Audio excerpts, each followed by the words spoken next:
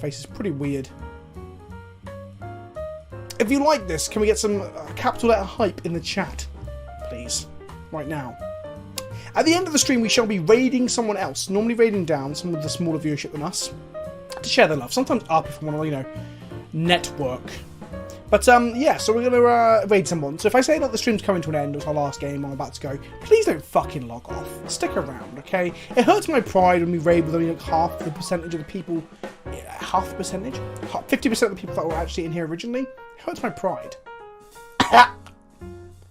So don't do that. Oh, chat rules, be nice to one another.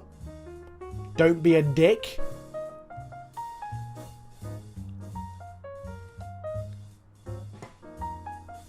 That's kind of it, really. Oh, there's a donation button down below. You can give bits as well if you want to support. Sharing my videos is a great way of supporting the channel. Like, if you have friends you think will enjoy my videos, fucking show them to them. Anyway, I guess, with only a few more seconds to go, we should play some Magic. So welcome to Pleasant Kenobi's Wander Emporium. The Punt Shunt. That's not even a term. The joy of punting. Welcome. Welcome. This is the pre-stream bit. I'm not live yet, but I will be shortly. I'm Vince, also known as Pleasant Kenobi on the internet, and welcome to the joy of. I have sound. Does Rob have sound?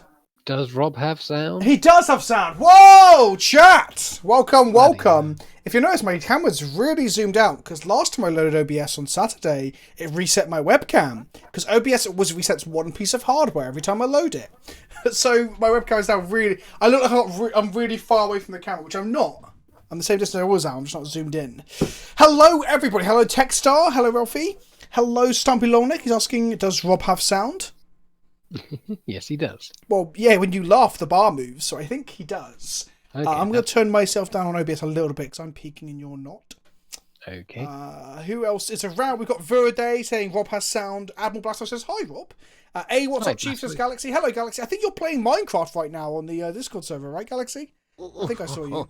And Ryan Olf is our first sub today. Yes. Use hi, Dad. Hello, everybody. Today we are playing this little ditty. When it loads, there we go. This is Mono Red Prison. Now, this is a deck that is familiar on the channel. I play it in paper quite a bit as well when I get a chance at Magic Fest and such. Big fan of the deck. It's a fun deck to play. It's a very different like rhythm and pace to a lot of decks in Legacy. Thank you, K-Mob, for the Twitch Prime. I appreciate you and welcome. So this is Mono Red Prison. Now, Mono Red Prison for a while had like moved towards playing Khan the Great Creator, and my paper list still has Khan the Great Creator in it. But now people are trying some other tech. So let's talk about what people are trying. Imprison and milk me. Hello, Joe Quiznos, and thank you for the 19 months. Jesus Christ, Joe. I guess you are my mother-in-law. You should be paying in. I like how deck name cannot be contained by the deck name part of the screen. I know, my cheeks are red. Prison is the name of the deck. I'm still getting feedback, Rob. Weird. Can you turn me down your end a little bit, perhaps? Another one. Now Rob's just died. Hello? Is that better? Hello? I'm going to shout, Rob. Brace yourself. Okay. Ah! No, there we go. Better? All good. Okay, cool. All good. Right, so this you're saying is about Mono tech. Prison.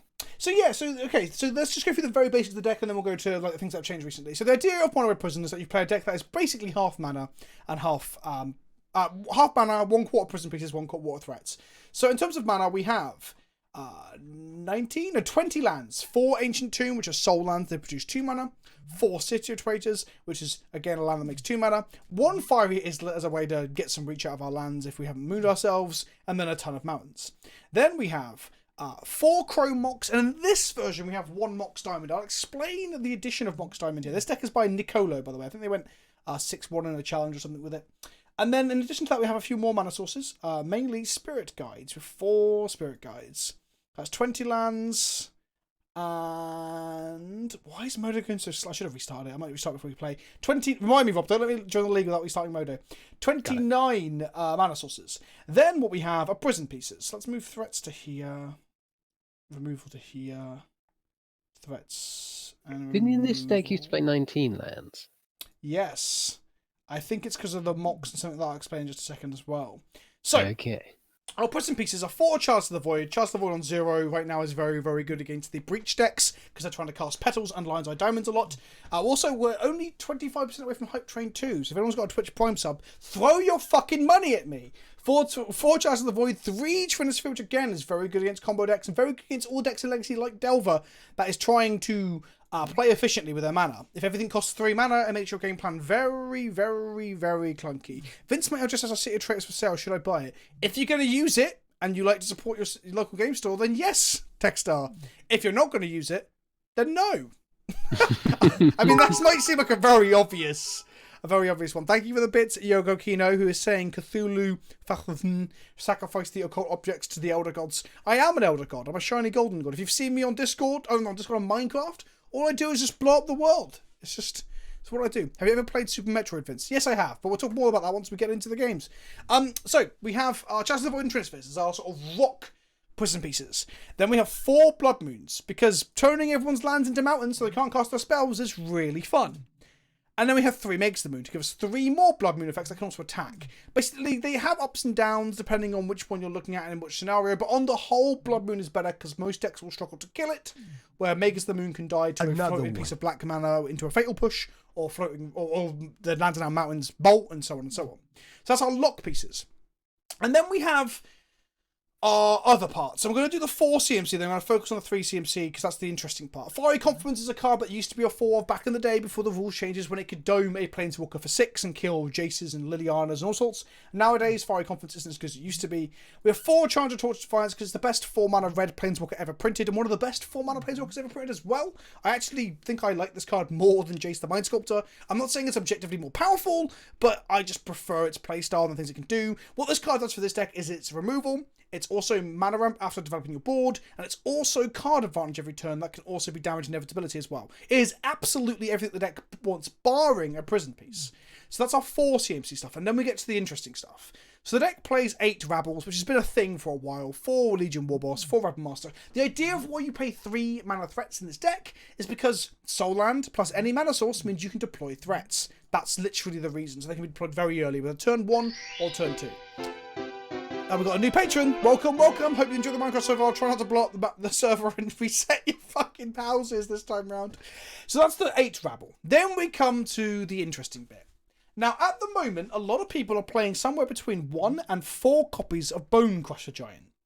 The reason being, well, it's 2 spells in 1. This deck struggles because what it does, as you can see with Simian Spirit Guides and Chrome Moxes, is it trades card advantage for speed. So instead of, so it's card disadvantage to give us mana. So we exile Simian Spirit Guides from our hand, or we put things under the Chrome Mox. So any card that can eke out card advantage, whether that be more bodies from our Rabbles, or more cards from our Chandras, gives the deck an edge that it doesn't normally have. In this case, Bone Crusher Giant is a removal spell, or burn spell into a body. That's why people are playing Bone Crusher Giant. Also, it can help you kill a True-Nin Nemesis. Because if you attack and they block a True-Nin Nemesis onto even just a 1/1, for example, you shoot them in the face for 2, and suddenly damage can't be prevented this turn, which means protection doesn't work, and your True-Nin Nemesis gets gobbled up by a 1/1 goblin. So it's also got tech there against quite a commonly played threat in Legacy. But then we come to why we're only playing 1 Bone Crusher Giant, because this player, Nicolo, decided to play a card that I'd mentioned playing in this deck back when the Commander deck got spoiled. But we have a Commander 2020 card. We have Angie's Ravager. Angie's Ravager is a 3 mana Vampire Berserker. It's a 3/3 attacks each turn if able, but what it does is it says discard your hand and draw 3 cards every time it attacks. Ooh, that's really good. Because exactly. we end up in top deck mode all the time with this deck. Exactly. So the idea is we want to shit out our hand as hard and fast as possible. That means Simioning and Chrome Mox and even Mox Diamonding lands away to get Lockpiece plus threat onto the board. And then Angie, hopefully, can either, even if she attacks, it's not Angie herself, but Angie's Ravager, even if Angie's Ravager attacks and gets killed, if they draw us 3 cards, we have just cast Ancestral Recall in a mono-red prison deck in Legacy. That is absurd.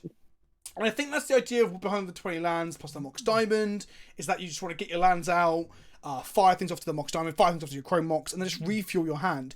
Part of me wonders if to really test Ravager, we should just be playing 4 of it. Like, cut the Bone Crusher Giant, cut a War Boss and go for it. But Bone Crusher Giant's also really good with the Ravager because what you can do with the giant is you can fire it off, put it in the exile zone, attack with Angie, and then utilize the mana later to play it.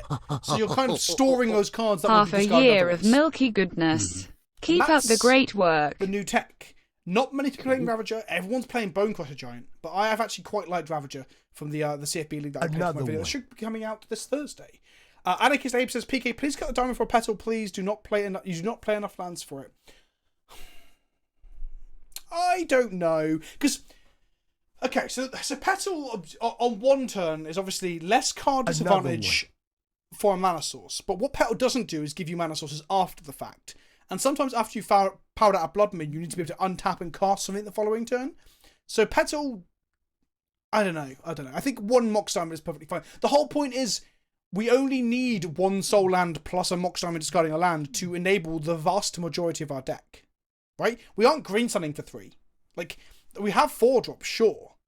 But we aren't needing to do anything other than really get to 3 mana for the most part and then eventually cast these. So I think a singular Mox Diamond is fine. I get the conventional logic which Anarchist Abe is referring to in the chat for everyone who's Take my milk money. Wondering whatever the fuck this is that Mox Diamond typically is played in a deck that plays like 27 lands or more. Now, normally those decks are playing multiple diamonds because you want to draw a diamond in your opening hand. Diamond is basically our 5th Chrome Mox, where Petal would be our 5th Simian Spirit Guide. They're functionally slightly different. I mean, there could be... It plays into colourless lands, into Blood Moon. Yeah, exactly. There'll be the games where we have double Soul Land and we have a Blood Moon in hand and Chrome Mox Diamond helps there. So we'll see. But it might be correct that a Petal is better. Throughout all of that, we had some subs. So I'm just going to shout those out before we get into the game, before I restart Modo. We had... So Abe telling us to cut the stuff. Rob, you were gifted a sub by Shardfire. So that's lovely, thank you. Oh no, that was just you, Rob. I'm lying. That was your prime. Shardfire gifted it to Rat Racer. And then we also had Fungaroo coming through, saying half a year of milky goodness. Thank you, my friend. And we also had Brico24 saying take my milk money, and Griffin gave us the Twitch Prime as well. Welcome everybody. Why no Chandra Awakened Inferno? Okay, good question, Abe. So, another thing to talk about is how people are building this deck. So there's basically seems to be like 3 school of thoughts now. One is to lower your curve and play things like Bone Crushers and Ravagers. 2 is to play Khan to give you a toolbox, including Mycosynth, Flatus, and Ensnaring Bridges on your side. And 3 is to play Big Chandra, which gives you the inevitability because she ticks up and gives them an emblem and then they just die eventually. Now, I'm not exactly sure on where each of the variants are better. I think the Ensnaring Bridge versions, whether you have them in main or side or part of the Khan package, are probably better in a metagame where you're more scared of Show and Tell or Reanimator. And at the moment, we're in a metagame where we're meant to be scared of like Snowco and Underworld. Underworld Breach.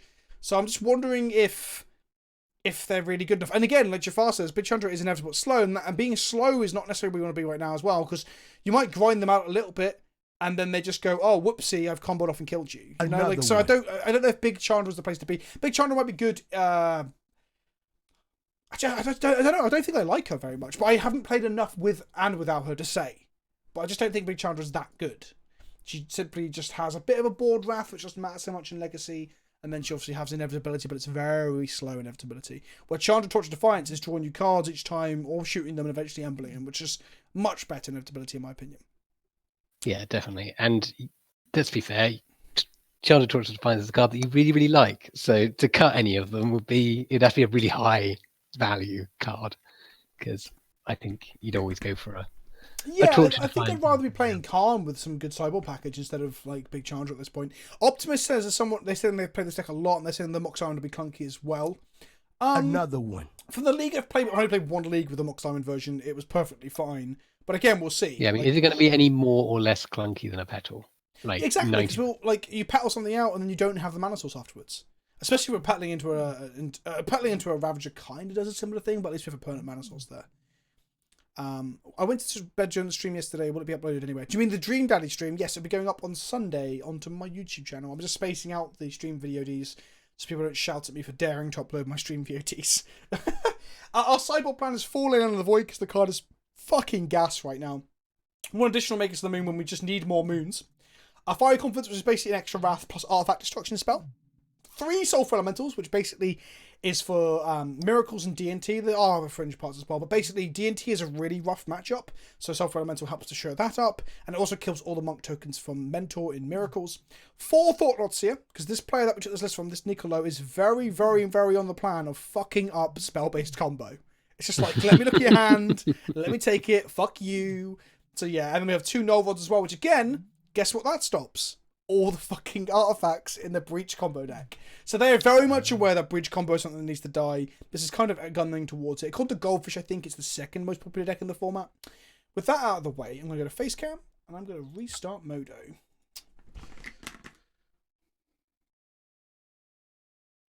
Jafar, I don't know why we'd want Ingot Chewer over anything else. Like, yeah, it's a 1 CMC answer to an artifact that doesn't get Chalice. That is a good point, but besides that, I think Fiery Confidence is just more versatile. Also, a Braid is generally better than Ingot Chewer in this deck, I believe, in the sideboards, because it allows you to kill Thalias and other annoying ones. There you go. Osmo just said a Braid is a better option as his Confluence. Yeah, a Braid is versatile, is real good. So Ingot Chewer does play around Chalice, but the fact that it's a creature and things like that doesn't actually factor into anything this deck does. Where there are decks in other formats where Ingot Chewer can be brought back with Living End, for example, or something.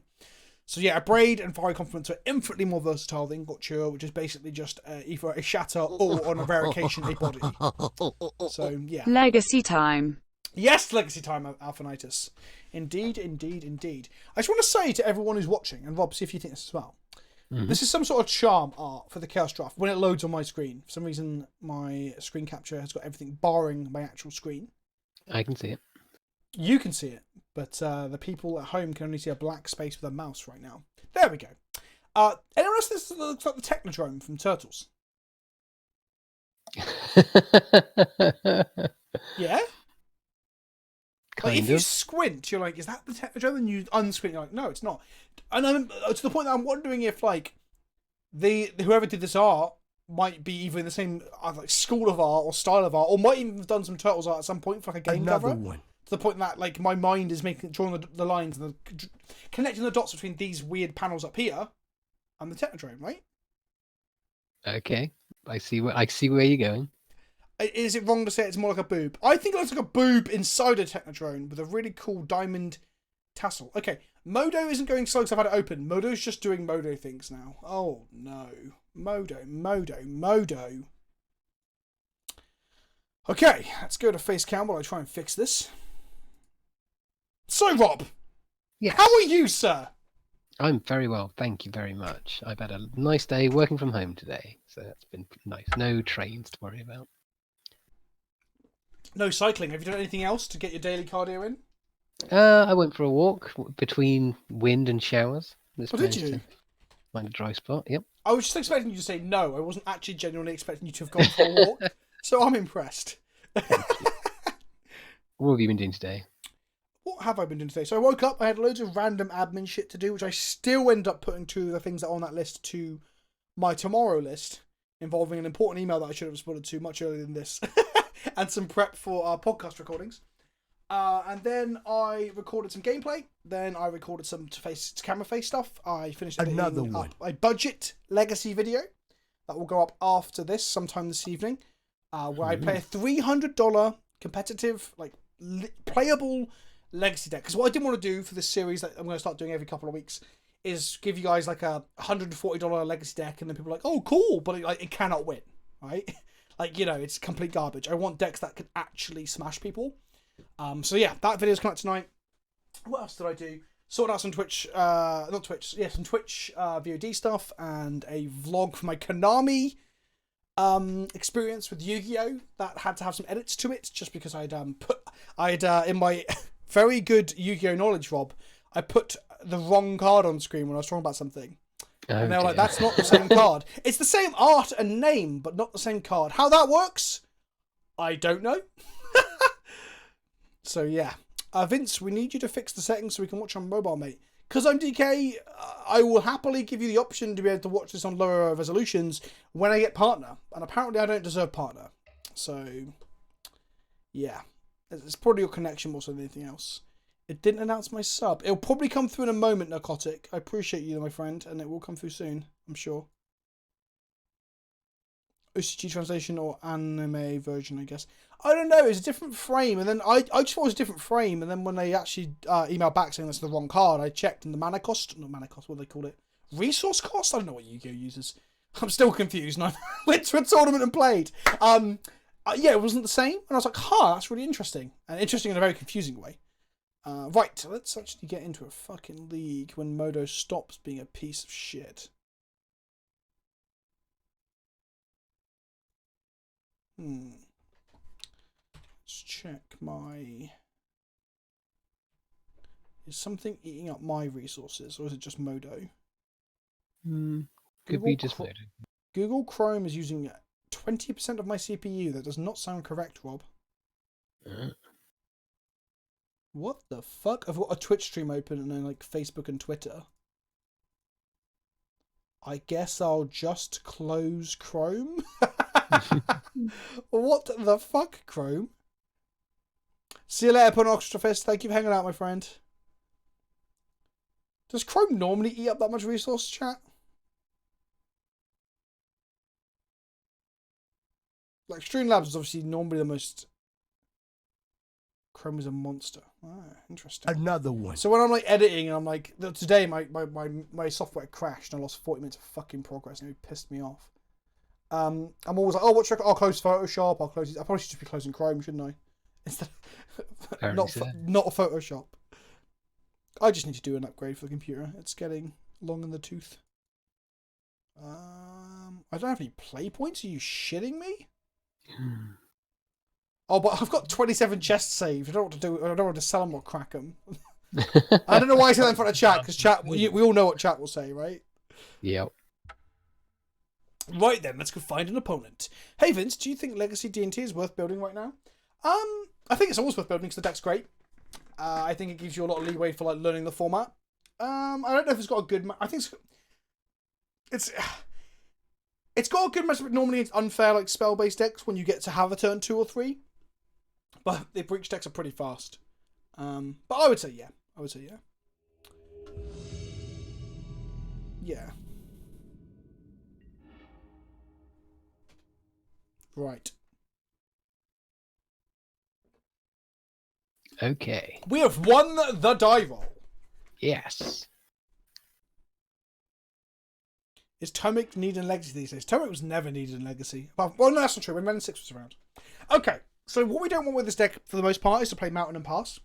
And this hand is very, very Mountain and Pass heavy. It's not terrible, though. We've got Trinisphere, we've got to follow up with Blood Moon. And... we're on the play, though. If we're on the draw, I'll be more inclined to keep it in case we draw like another mana source. Okay, no, I'm going to... it's a bit too slow. Yeah, I'm going to ship it. Okay. We're going to turn 1 Ravel Master. We're going to bottom the Chrome Mox, I guess. Yeah. Let's go Rabble and see if Rabble is enough, right? See, this is a situation where if Mox Diamond is gas. Yeah, well, yeah, exactly. So if we draw a Chandra next turn, we can play it. Do we see a turn 1 Force of Will on our Rabble Master? We do not. It means we get a 1/1. This is where they untap and just kill us then. That's the very big fear, right? Like, they're like, yeah. Rabble, who gives a shit? Playing Reanimator. Oh, right.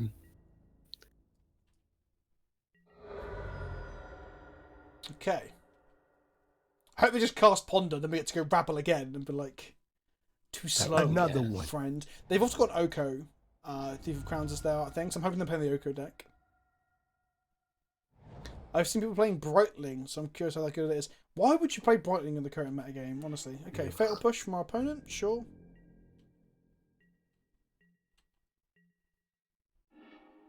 Chrome Mox is not what we wanted to draw, but there you go. Sometimes that's just how it goes. We play another Rabble Master and attack them for 2. We've got mana to pay around days here, if they are playing days. If they've got Force, they might just Force here. Yeah.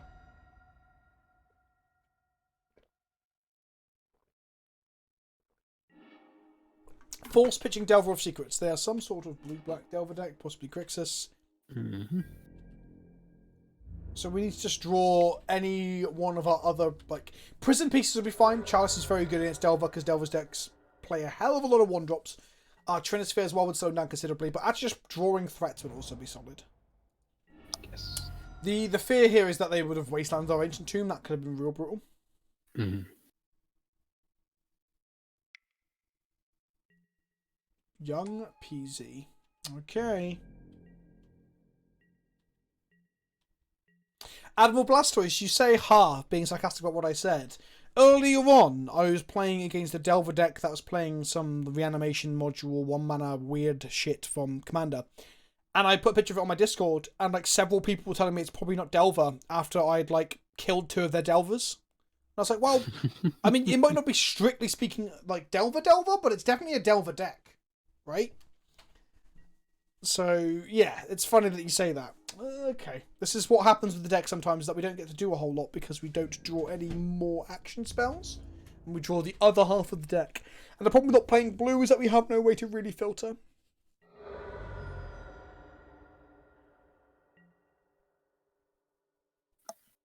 Theoretically, Brighton should be the most powerful member of the cycle since it was printed for Legacy. Funny how that turns out. What cycle? What cycle are you referring to? The Lings, I believe. Well, if we are referring to the Link cycle, then it is the most powerful one, right? Because none of the others see any play. that Would is true. Dark Confidant be too good for Pioneer? I don't know if it'd be too good, but it'd be really good, right? I don't think it's like bannable. There's a Wasteland. Okay, that's fine. We have got Mountain in hand.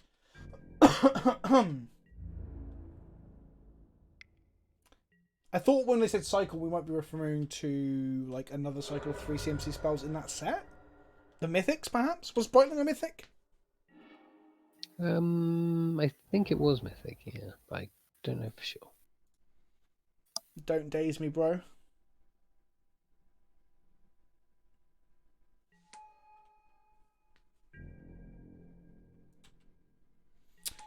Okay. I'm going to keep a 1-1 back to block this Pyro this turn. Well, not, it won't block it. I mean, they won't attack with it.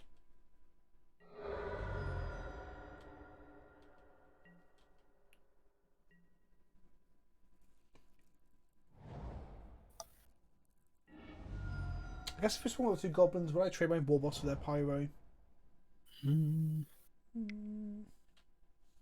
Maybe? Maybe. If they draw nothing but cantrips, the Pyromancer is basically their version of a Legion War Boss. That is true. But if you swing with the Rabble, would they not just block with 2 elementals, right? I mean, yeah, not last turn, though. I'm talking about last turn. Hmm. Is it possible to build this deck without City of Traitors? I think it is, but you do lose, like, a lot. So, like, your best hands involve Soul Lands, or, like, 2 mana sources into Chalice, usually. Yeah, So I and that's think, hack yeah. your Soul Lands. It's rough. Like, I might try playing it for a video and, like, talking about it as a budget option a bit further down the line. But, yeah, Galaxy, I think it's... Like I said earlier, I don't want to do decks about budget decks. Decks about budget decks. Videos about budget decks that can't win. And I feel like taking City of Traitors out of this deck is a little bit too much. Mm-hmm. I'm keeping a Gobbo back here in case they, like, bolt my Legion War Boss and attack. I can still block the Pyro, or stop them attacking with the Pyro. What program do you use for your video editing? I've been toying with the idea of starting a YouTube channel just for the hell of it. So I use not Premiere. I've got Premiere installed. I don't use it because I never learned to use it. I should switch to Premiere because that's like the standard for everyone up to like moving into the industry, right? The actual industry. I currently use Movie Studio, or Movie Studio or Vegas. So it's basically the same thing, and it's pretty robust. I'm not on the like the highest end version of it. When I first started out, I was using a version of that, of what a friend had like let me use, and then when I got my own copy, I didn't realize I got a copy that wasn't as good, so I ended up with so there used to be a feature where you can cut out a section of footage and then snap the 2 pieces of footage together, and in my version that doesn't exist, so you have to cut a section and drag the box back, and that doesn't sound like a big deal, but when you're editing like an hour's worth of footage or whatever, and making the quick edits that I make, it adds up. DaVinci Resolve is a free version. You can upgrade for like $300 at one-time payment. I need to try up my game. But every time I want to up my game and learn a bit of After Effects as well, for example, and learn a bit of Premiere or similar, I'm just like, do I really have the time right now? If my time management was better and I wasn't so disorganized, it probably would be. Like, for example, poor Rob, he DM'd a video for us playing D&D just before Christmas, and it still hasn't been edited because I keep putting it back to do other things. So that'll get done before I learn to fucking use Premiere. I hope. Here we see our opponent casting a Brainstorm for 3 whole mana to make a 1/1. So as much as we're not talking Brainstorm about for 3, worth it or not? it's still a strong spell, but not strong enough, I don't think, because although we're not talking about it, we're actually in a really commanding position because we're making 1/1s every single turn, and we're making the spells cost more, and we're really live top of our deck. Every spell they draw costs 3 mana, so the next turn they can cast 2 spells if they hit another land drop. Magus of the Moon will turn off all their black spells like K Command and similar, so yeah, go on then, let's go Another one. Magus. I have to make sure I don't miss lethal here. So we play this. They can't counter that with... So fun fact for everyone at home who's watching and hasn't seen this before. Because of Trinisphere, all spells cost 3. That includes their dazes and their Force of Wills. So if in the 3 cards in hand they had a daze, they could crack this for a land and pay hard or bounce land back to the hand, they couldn't. Because not only do they have to pay their normal 2 mana, they have to pay an additional 1. Or the alternate cost of bounce a land back to hand would also be bounce a land back to hand plus 3 mana. Because Trinisphere, it really is a shit. And I say a shit. I love it. I fucking love me a 3-ball. Okay. Delver. Grixis Delver. So our TKSs are Null Rods and our Sulfur Elemental Garbo. I'm wondering if we probably just want Confluence because it deals with Pyromancer board states and that's it. Red Tron, no, this is our Red Prison and Legacy.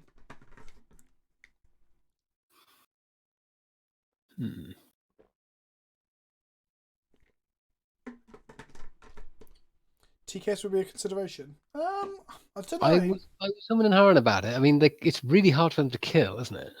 I guess, yeah, it doesn't get bolted. But the thing is, if I block with it and they bolt it and they get to draw a card, that makes you feel sick. I hate the idea of saying, like, draw a card. But you're still at parity, though, because they... That's why it's so weird for me to say out loud. Like, I feel like I'm just being irrational, almost. Like, against the combo decks, their removal is so thin, right? But the Delver deck's still going to have loads of, like, bolts and TK... 1 or 2 copies of... Colgan's Commands, some number of fucking Handouts Rampage or some shit. Yeah, TKS is bad. You can't cast it with moons. Yeah, there's that. Well, no, we can't. So that's interesting that they put it in the sideboard. It actually was pretty good in one of the matches for my league, if I remember correctly. Another one. Again, you probably want to index where you keep Blood Moon as well. I think we just want Confluence and maybe Magus. And then we trim... We don't want the other Magus, we just cut 1 War Boss, maybe? I mean, my heart's telling me it's probably one of the Ravagers, but I don't want to cut them. When you're playing new cards. Okay, well, let's keep them. I mean, we're against the blue deck. We've got to get some card draw. Oh, and Alpha Knight says as well, like, push is a pretty clean answer for TKS if they got fetch lands. And if we've got Blood Moon, then we can't cast TKS. That's fair. Okay, we've got a turn 1 Trinisphere into a turn 2 Ravager or War Boss. That's pretty good. That seems cool. I think we lead with Ravager, so the following turn we can play War Boss and then swings. We've got an empty hand. Someone should alter Omega's the Moon to say has his bum out. You could. It wouldn't be playable at any any bigger event because it's just nudity, right? Like I know like no one's going to be truly offended by it, but you got to draw a line somewhere. And I think arse out is where that line is.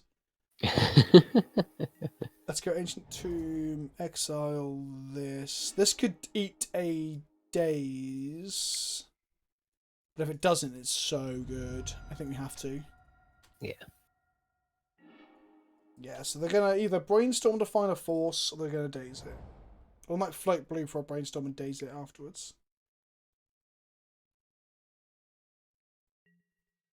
Okay.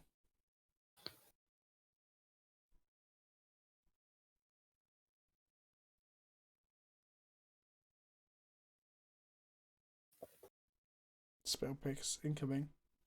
Yeah, it could have been Pierce, could have been down. Oh, it's asking me. I thought it would have been. Yeah, Days, small chance it could be Pierce as well, but I think that's fine. Like, them having a tempo loss for them to replay a land again is fine. We also have like 2-3 mana threats to follow up with as well.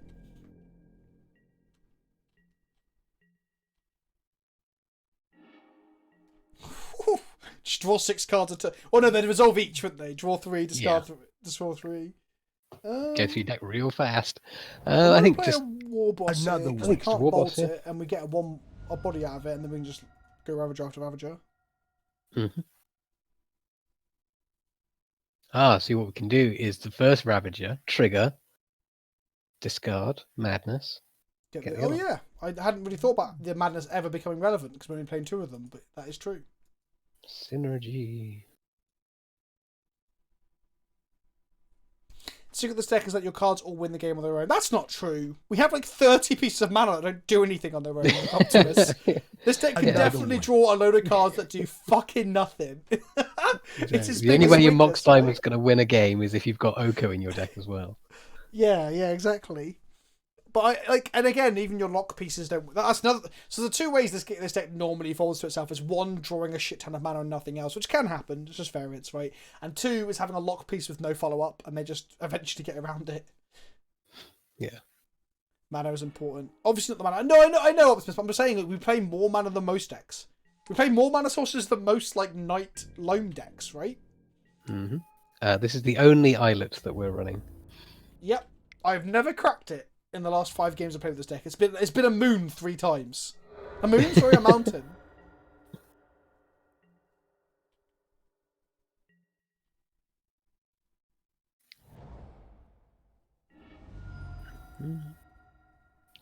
Fetch. Dreadhorde Arcanist. That can block It our is a 1-1s. blocker. But we can put counters on one of the 1-1s. There is that. We can. They're going to get a free brainstorm next. Oh, I want to play a Ravager, but... Oh, we can! Oof. Derp. Let's go Chalice. That Chaz on 1. Yep. Because they got a brainstorm in their bin that they're going to try and cast with this Arcanist next turn. Well, those are 3 that can block it, so they can't really swing with it either. Yeah, that Force- attacks each turn of Fable, so it won't be doing any Force of Negation. Sure. Go to combat and attack, not with the 1-1, but with the War Boss and the 1-1 that we're going to mentor. Mentor over here. Legion War Boss is just a discount Rabble Master. Like, I wish his name was like strictly worse Rabble Master. I know it's not strictly worse, but slightly shitter. It's just called Rabble Rouser instead of Rabble Master. That's better. That's a much more flavourful option than shit Rabble Master that I was going for. Well, hello there. Wow. Whoa. Okay. Okay, we'll take the tempo loss. We're developing our board state. They do get to cast a brainstorm this Another turn, one. though. That's a free... This is going to draw them a card. Whoa. That's if they attack, I guess. Then we get to attack back. Rabble Peasant. So, yeah, Rabble Master's got Rabble Adept. Another one. Oh, imagine a legendary Goblin Rabble Master, Rob, called Rabble Grandmaster. Okay, here's a let's pretend we're game designers when we're not, okay? And chat can join in this as well. If you were going to uptick cards, we'll talk about different cards at a time. So we're going to talk about Rabble Master right now. If you're going to uptick Rabble Master either into obviously the Mythic slot or just stick Legendary in his type line, because that's functionally in game both an upside down and downside, right? If you're going to make Rabble Master Legendary, what would you change to how the card functions now in order to make it a Legendary version? Because you could just have strictly the same card but Legendary. I mean, you could, but that'd be boring, right? So what would you do to Rabble Master to make him a Legendary version of himself? If a Goblin token you control would be blocked, sacrifice it and have it deal 4 damage to... 4 damage? Yeah. To the blocker? Yeah. Fucking like hell. Ib Half-Heart does. Rob, so is this a mythic legendary? Yeah, creature? this is Okay. yes, it does exactly what Goblin Rabble Master does, except it has the extra life text from Ib Half-Heart, so that you can just smash through Jesus. with goblins. For FYI, for the record, A, they just played a Go Back and Go, which is terrible for us. And B, chat just explained that. So someone was saying haste, and someone else said just give it the Lord thing. Oh, just a lord. Yeah, okay, yeah, that's pretty good. 5 mana makes 3 gobos. That seems extraordinarily fair. I'm going to play both these spells. Going to 6. Seems good.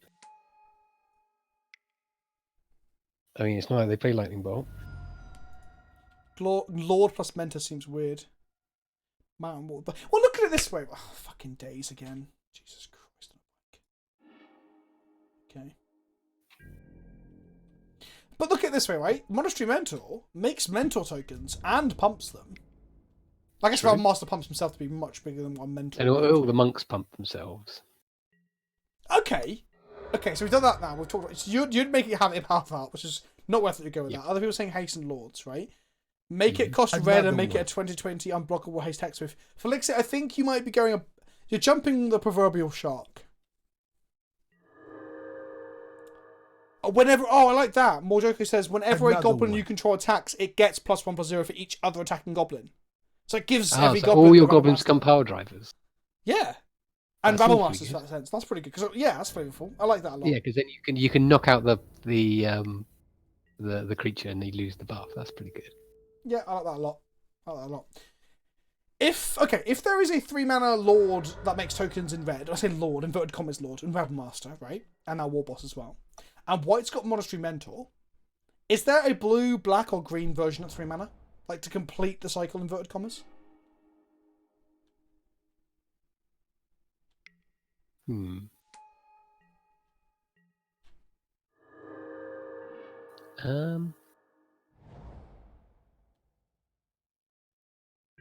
This Delver flip is going to be pretty bad for us. Nadia Kraken, Docent of Perfection. Yeah, there's a couple of.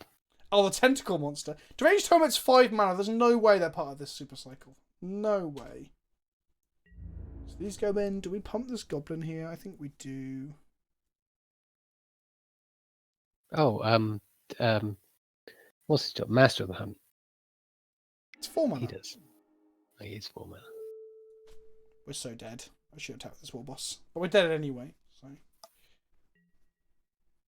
Master Waves is 4. Jesus Christ, chat. How many of you actually know what... Oh, I wish I had played this mountain before combat now. Fuck.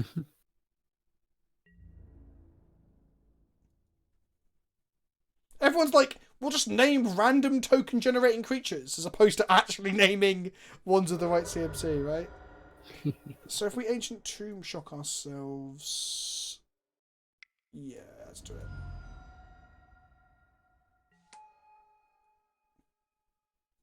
Hornet Nest. Oh, that is it. Who said that? Sumpy Longneck. So we've got Monastery Mentor, Rabble Master, Hornet Nest. Jesus. What is the blue one the tentacle thing from this Theros block? Nadia Kraken, yeah. And then the black one is the goat, the thing that makes goats. No, it's Ophiomancer. Oh no, it's not. Oh yeah, Ophiomancer. Ophiomancer is pretty good. I think.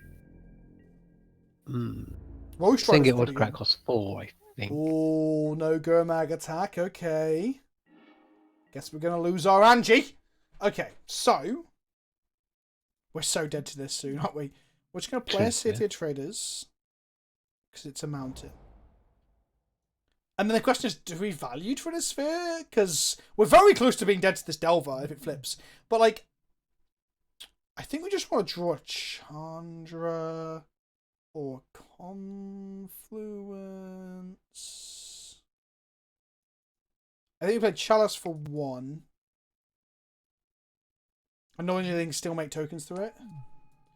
Go to combat and attack with the Angie, which will die, but draws us 3. Someone asked earlier why play the Angie into the board that we did, because A, we were very far behind, B, it drew us 3 cards, and C, if they attacked as they did, we got to attack with it anyway. So discard this, draw 3. Oh, look at these cards, Rob. Frustratingly, we can't cast this now. A lot of those cards were pretty good. Pack Rat costs not. Pack Rat's 2! God damn it, 3 to chat! activate. 3 to activate. Ah, close. Does bridge from below count? Ooh. Maybe. If that's the best one we've got, but I guess it's going to be Ophiomancer or Roast Rider, right? Okay, War Boss. We can 6 them in the face, by the way, next turn. We can also, if they block with a Gomag, raft the entire board.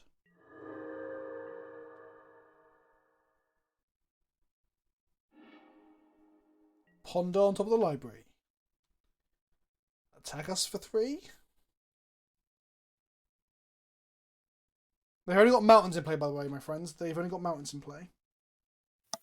Oh, there's Diagraph Colossus. Yeah, so that makes a zombie every time you cast a zombie, right? It does. And Cemetery Reaper, who makes zombies. Zathrid Necromancer. Attack that so we couldn't kill them next turn, right? So we do. Okay. So we attack this, we make 2/1/1s, they block 1/2/2. They take 2, 4, 6, 8, and then we just fiery confidence them to death? That seems good. Can we Trinisphere before we fiery confidence? We can't. So their only out is having Force plus the Ponder in hand. Yeah. Oh, I hope they haven't got it, Rob! This is why, yeah, that's why I thought playing Trinisphere would be a good idea. I guess we did have Magus in play already. Spiny Starfish, what a card. Attack with all creatures. Because interestingly, black doesn't make a lot of tokens, does it? Because like when there was that 2 mana creature that makes a token by fabricating or whatever, was it 2 or was it 3? That was like unique on cube board. Another like, one. Expert Weaponsmith? Yeah, it's 2 mana on 3. I think it's 2. Because I think it might be the only 2 mana black creature that makes a 1/1 body in all of Magic, or something bizarre like that. Because like cube enthusiasts were like, is this part of an archetype we can put in? Like, you could have just played Chandra. Yeah, we could have just played Chandra. Then what? Shoot this dead. 2, 4, 6, 8, 10. Either of these kill them. Like either of these kill them, right? They're saying we could have just played Chandra, but both of these killed them. Saying you could have just played Chandra PX Micaiah sounds like you had a better line, but they both do the same thing. Mardu Strike Leader. That's the one. That's Black Rebel Master. It's terrible though. It I is, can't be but- part of the same cycle. Yeah, but, you know, one of them has to be the worst. One of them has to be the worst. That is interesting. Please don't have Force plus Ponder. They didn't have it. Yay. Woo! I'm gonna do a fucking face dab because that was a well thought. I thought we'd lost that. I really Yeah, did. me too. We ground it back. I'm fucking dabbing! I'm fucking dabbing, Rob! I'm dabbing! I'm glad I can't see it. I know. I don't even know if it's ironic anymore. Force's life loss is 1, not 2. I'll play with you some other times as more Joko. What's that? Is that the art? Is that the flavor text or something? Desecrated Tomb? I think it's Ophiomancer. Because Ophiomancer is legitimately good at doing something the other ones don't. I like the idea that this 3-mana Lord cycle, they should all be rare, and they should all be good at something that the others don't do. It should be just a functionally better one, right? Also, having the Mardu one be the pseudo almost as aggressive as the Rabmaster one seems fucking... Not Mardu one, the black one seems weird. Also says Mardu in the name. That's not black. Yeah, blackish. We have a white Robert. Do we have a blue Robert, black Rebel, and a green Robert? Yes, I do come as a cycle. It's an alternate universe. Abe is saying I've been telling you about the power of Lord and Savior Blood Moon for a long time. Abe, I've been playing this deck for fucking ages, you... Yeah, Crazy you had some person. paper. Yeah, I've had some paper for over a year. Or longer. Hello, White... I thought it was White Robert 0107. I was like, oh no, Rob, an imposter. White Hot 0107.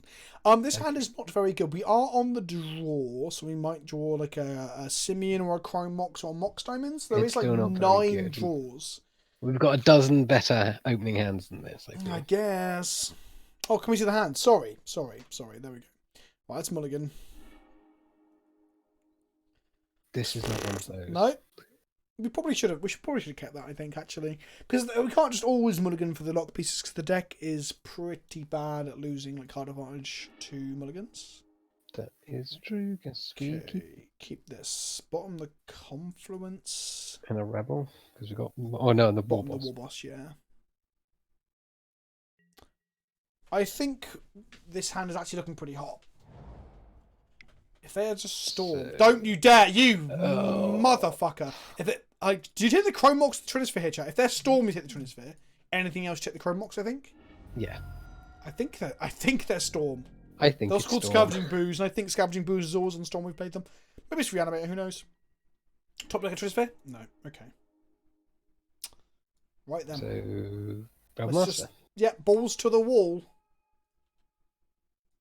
Which one? We're going to play with the Biobox promo. I actually prefer the original.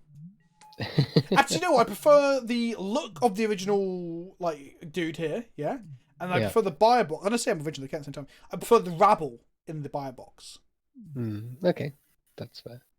Turn Timber Sower, what does that do? Sounds like an ally. 3 mana, whenever you one or more your land cards are put into your grave from anywhere, create a 0/1 green plant creature token. Sacrifice 3, return target land card and go to your hand. If that returned to play, I was going to say that is going straight into Hatch Over. But, no.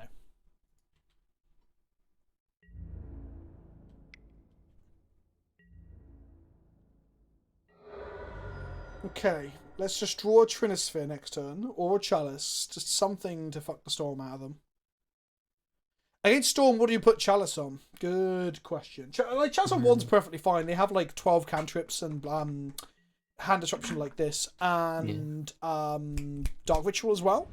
AB saying Chalice on 2. Chalice on 2 tops Infernal Tutor, and they're not Storm. Main board Bolt's weird.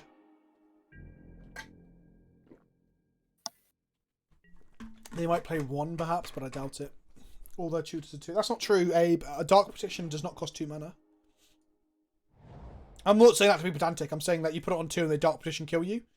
Doesn't seem great.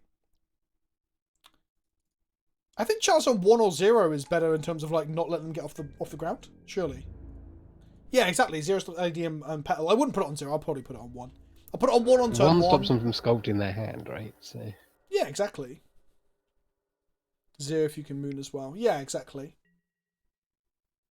1 or 0 is mana. 2 is how they win. Yeah, I guess so. Like they can't really win without a tutor unless the hand is like nutso. I accepted Ponza from the title, but this is also fine. I can't complain. This is how we drew in game 1, and last time we still got our opponent dead. The problem is they can cast the 1-drops into our Chalice. I think no. If I was against Storm, I would slam the Chalice on 1. I'm not waiting for Chalice on 2. No way. Absolutely no way. Okay. They're not shitting. My favourite part of Legacy content is the immediate rush to call what the opponent's deck is on. And that's any format that isn't standard, right? Isn't that just Magic content in general? Did I not attack last turn? Oh yeah, because they can obviously cast a cantrip to kill my goblin. Duh. I should have swung there, let them cast the cantrip, and then Fiery Conference the Pyromancer away, perhaps. Oh wait. They're 4 Inferno, 1 DP. They have just to have the double Writ ad nauseum or DP to win through 2, which is less likely. I mean, don't forget Grumble. Don't forget you've got other versions of Storm now, right? So you've got like Underworld Breach Storm, which is now the most popular one, right? You've got variants of Doomsday. Doomsday 5-0'd more in the last Legacy Challenge than Ant did, and I know this because Ape was very excited to tell me. And then you've also got Tez, but I guess Tez is basically the same conversation because even their Burning Wishes 2.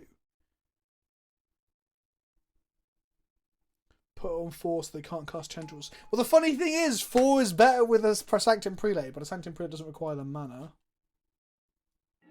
2 is better against Breach 2, only bad against Doomsday. Like, you put it on 0 against Breach.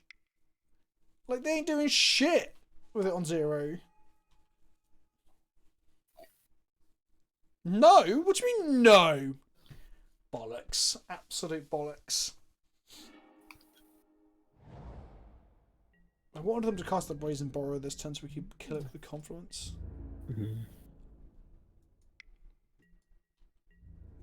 E-Tutor for Seal. Okay. Which seal?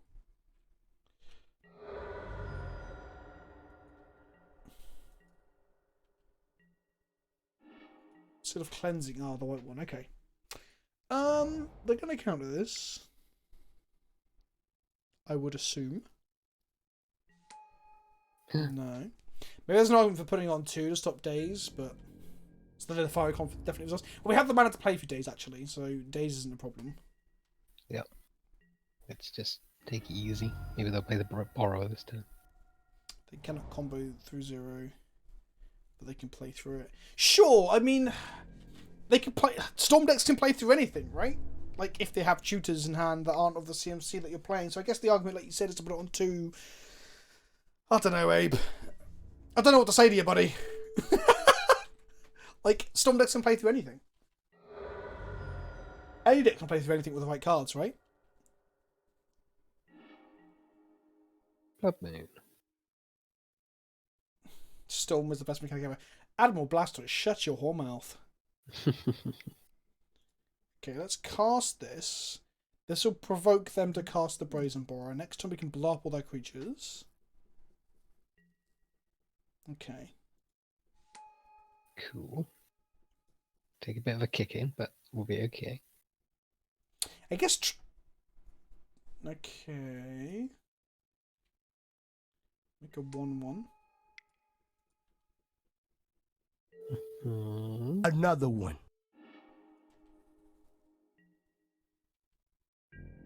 Put it on 9s, they won't hardcast the Great Henge. You're welcome. Thank you. That is a good shout. I hope you play Storm so I can put a Chalice on 2 and then we die. That would be fucking... That would be the greatest... Another one. The greatest payoff of this fucking conversation. Right. Take a lot of damage. Flanking is a mechanic, top deck time. Watch my red-white slow play from Friday or Thursday of last week, where at one point I can't block with my Thalia because there's a flanking sliver in play. And I'm like, I didn't think this would happen today. Fucking flanking sliver. Give me strength. Okay, so 2 on the 1 ground, damage. many in the face. 1 to each creature. 2 is 4 to the face. 4 to the face.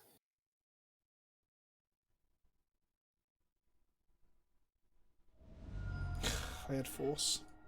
Boo! 2, 3, 4, Boo! 5, 6, 7, 8. Well, we aren't dead if we draw another Confluence off the top. Considering we only played 2, it might be hard.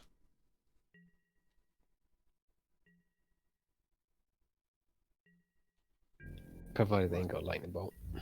Yeah, of course. I mean, we're a million miles dead if they have bolt.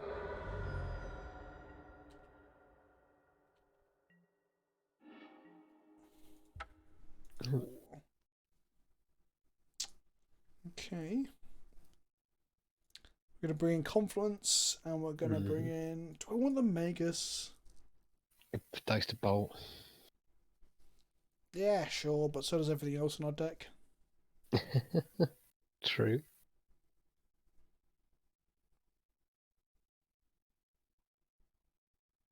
Nah. Can't bolt with Chalice. That's a fair point. Oh, maybe we do want it then. Like, stopping them casting cantrips. Well, so does Chalice. Nah, fuck it, I don't want it.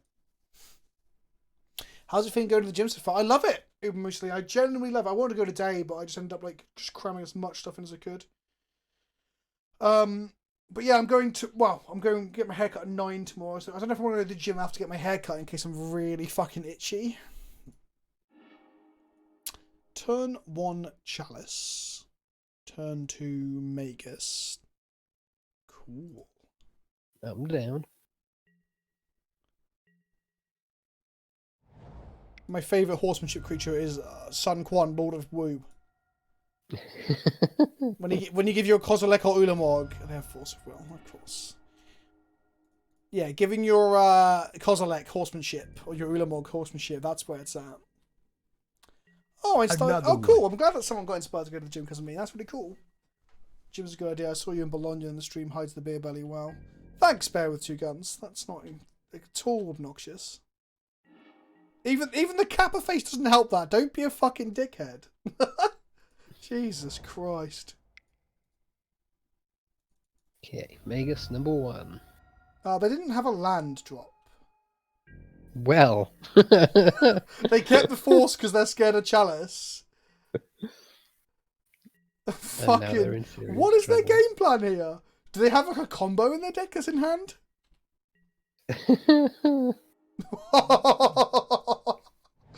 Oh, dearie me. I'm going to cast Chrome Oxen now, pitching the Magus. So I can play around... I was going to say Days, but they have no lands in play. Should have actually pitched the Fiery there, I think. Yeah, it's Yeah, fine. they kept the double Force, but they didn't force the other Magus. What? They have Bolt in hand, right?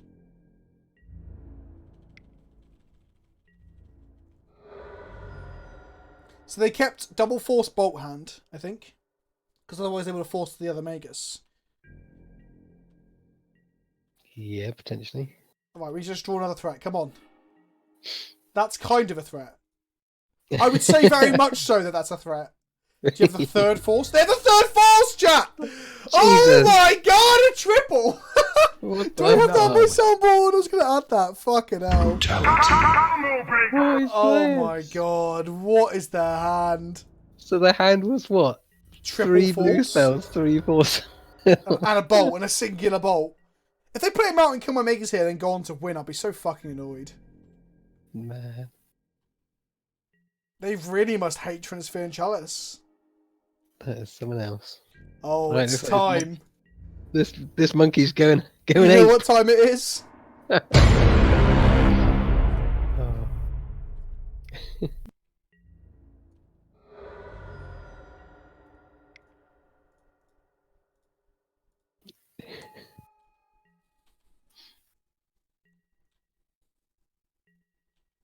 Cue the DK Fucking... music. What the fuck?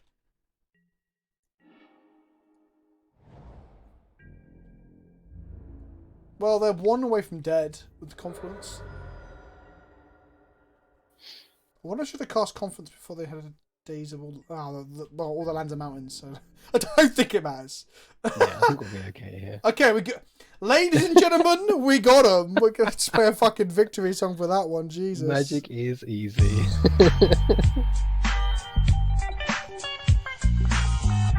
That soundboard is loud. It can't be that loud, surely. That was extraordinary.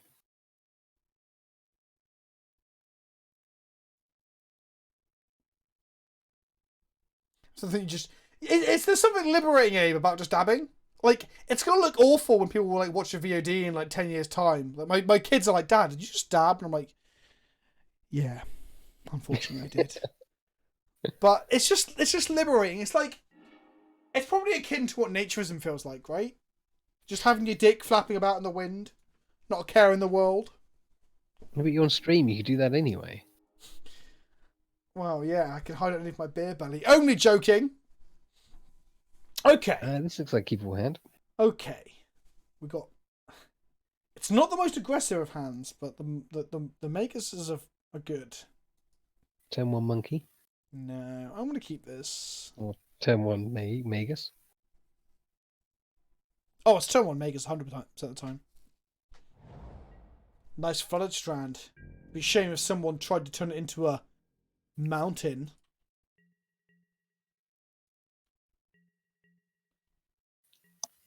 I mean, would they run basics? No.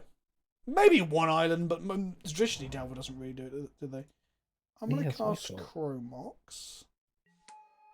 Pitch the Simian. Don't do the Simian thing. Actually pitch the Simian. Another Cast one. this one first. This Okay. is more susceptible to a spell pierce. And actually, you know what? I should have lowered Magus because this will probably get countered. Oh no! I guess if they have a removal spell in hand, they wouldn't bother countering it. Should have kept the monkey for the days. Oh, bear with 2 guns. When you're not insulting my weight, that's actually a pretty good shout.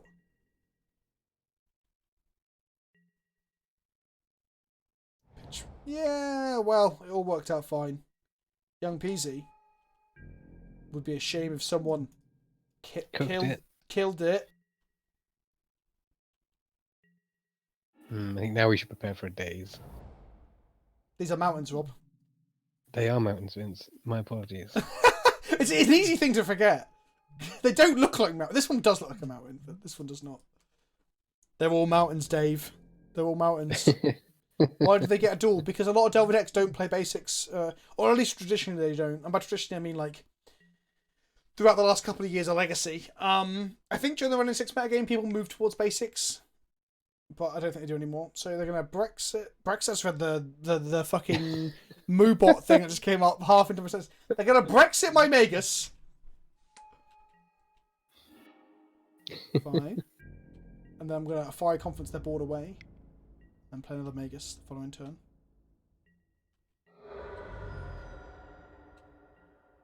I guess after their last hand of keeping 3 Force of Wills, they thought, nah, I'll keep some actual spells this time.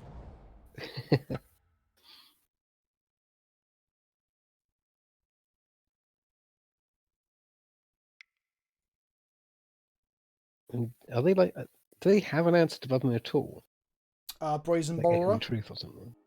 Oh, Brazen No, Borrower. I guess their answer is to try and kill us. There is also that. Honest question, Vince. Did you vote leave or stay? Is that too political for Switch? Bear of Two Guns, are you new here? Like, and that's a genuine question. I voted to stay 100%. The leave campaign was based upon nothing but fucking lies.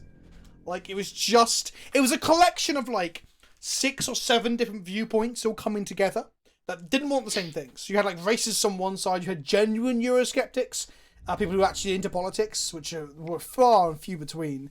And all those people were combined under the banner of let's fucking lie to the general populace.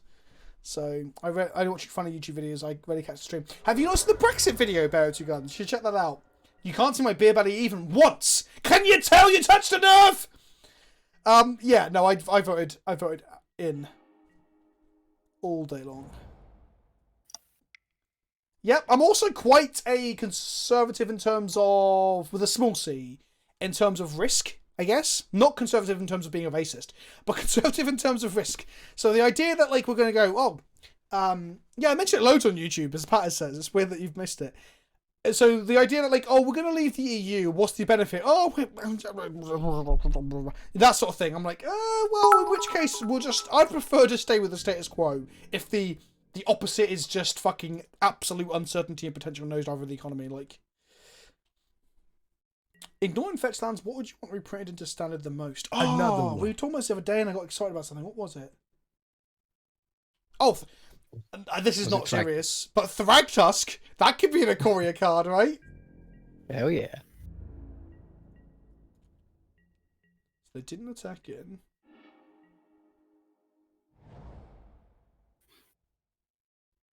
There's no reason to play this. What I'd like to see reprinted into standard is good, strong, powerful white cards and shit green cards. Don't you abrade me, bruh. Oh no! We're gonna lose this to drawing fucking mountains, which is ironic because even our non-mountains are also mountains. No need to specify that one can be a conservative, not a racist. Talk about false narrative. Look, conservative is not the right word. I was saying how I'm a risk adverse, right? But I was using the word conservative in like the non-political sense in that turn. I'm not conconservative. I guess It's in terms of like small c. Small c, and I mean not even in a political sense. I mean conservative as in like I'm not a huge proponent of change if the change doesn't give an obvious benefit, is what I meant. And that's not in a political sense. I'm more thinking like in Magic I play defensively, in video games I play defensively. Like I might seem like I am a very forward person and I'm not scared of confrontation as such, but I'm not like a physical fighter, for example. Either. Like anything where the outcome is not really certain, I'm not keen on. So the idea that they're like, oh, let's just get the fuck out of the EU is just absurd to me. So what I really meant was risk adverse. I'm a risk adverse, bleeding heart liberal, if you haven't noticed. And risk averse. What did I say? Adverse. Adverse and averse, are they not the same word? What does adverse mean? I don't think adverse is a word. Adverse definition. Preventing success or development. Harmful. Adverse versus adverse. I think I've been using adverse and averse interchangeably for a long time. Strong dislike or disinclination is adverse and adverse are both turn-offs, but adverse is something harmful and averse is a strong feeling of dislike. Rainstorms can cause adverse conditions, and many people are adverse to rain. Wow, that's not confusing. Adverse describes Yeah, something exactly. that works So against you're you, averse to tornado. risk. You don't like risk, so you're averse. But am I averse to risk or am I adverse to risk? Depends on the risk. Rob, you're not helping! I don't know. I think both political terms, conservative and liberal, are typically referring to radical opinions. No, only if you're a fucking American who, for some reason, like McCarthyism has left you in this situation, but the idea that anyone with a liberal mindset is some sort of filthy commie out to fucking ruin the world or some shit. Like, I was so confused when I first heard the term social justice warrior used as an insult towards other people. I was like, surely fighting for social justice is good. And everyone's like, fucking cucks. I'm like, I'm so confused. Your context is saying adverse. Adverse would mean that you shoot at the risk. Would mean that you shoot the risk dead with a gun. No. I don't think that's how it means either. That doesn't seem to go with the description we just read out either. God bless America, lol. Why not just play the second Blood Moon there instead if it's next turn anyway? I don't know, I was keeping for the Chrome Mox in case we draw a Chrome Mox. I don't know. Like, there's no downside to playing it with the Angie. We're more just talking about political leanings. USA. Because Republican in the USA are brain dead, hateful people. That's not what I said, but you're probably not wrong. I feel that people really don't understand the terms conservative or liberal outside of their political use to mean right or left wing. Yeah, exactly. Like, can you update Cardboard Live, please? Cardboard Live is currently broken for me. I need to report this to them. Let me see if it's fixed itself. Like, the actual thing has just disappeared from my Twitch and I couldn't get it to reload earlier. I think I need to reactivate the extension again.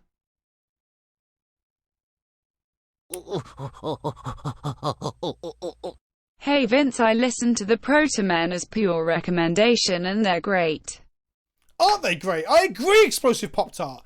My wife, I was listening to their cover of what's the song, Kyoto Man or whatever it is, and my wife hated it. So I listened to it again on the way to the cinema, and she hated it even more. So I couldn't even hammer it into her. But yeah, the Protomen are great. The American dream died when Trump got actually voted into office. No. Trump is like the epitome of the American dream. Like, yeah, he is. Like he's the symptom, not the cause. Let's be fair. I'm not saying he's a cause. I'm saying, like, wow, he comes from old money, right? Like, he's not new money. His father was also stinking rich, correct? I believe his father was also stinking rich. So to say what I'm saying isn't really correct, because the American dream would suggest that you can make money if you try. Like, it doesn't matter. Poverty is not a systemic issue. If you try hard enough, you can will money into your bank account, right?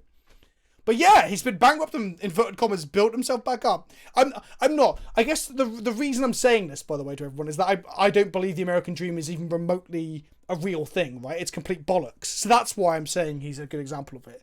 Because, well, I'm sure the people that support him will believe that he is genuinely a not built, but not self-made.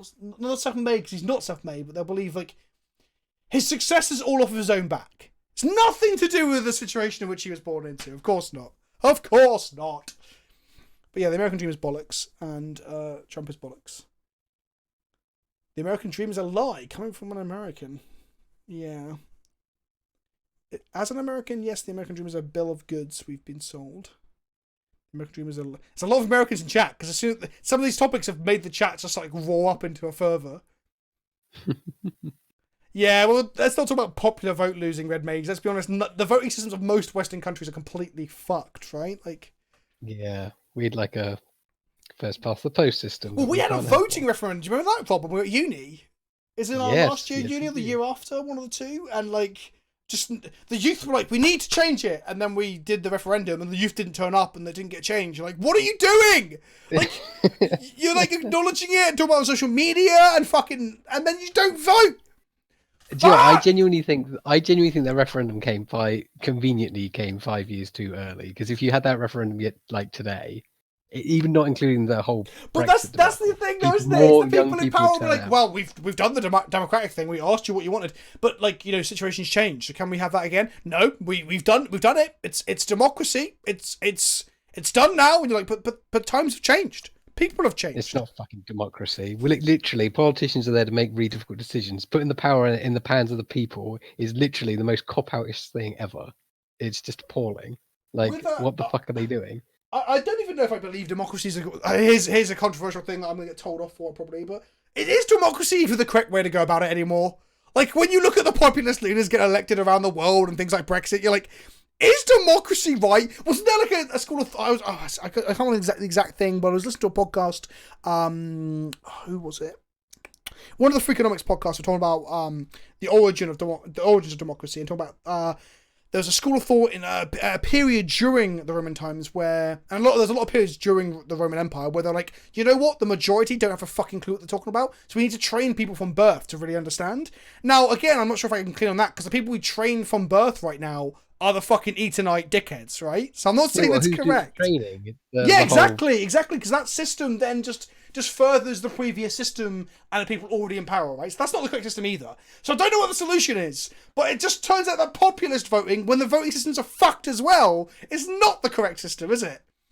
Well, we don't know, because like if we did have like a clear like first past the post style system, then maybe the outcomes would be different.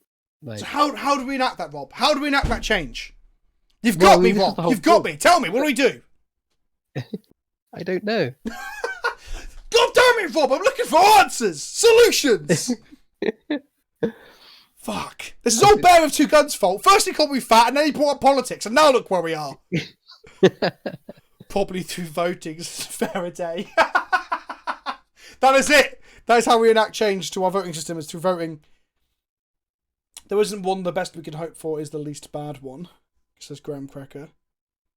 Education is a good solution. Yeah, tell that to our education system gets further and further defunded by the current government. That's something you got to keep your electorates fucking dumb, haven't you?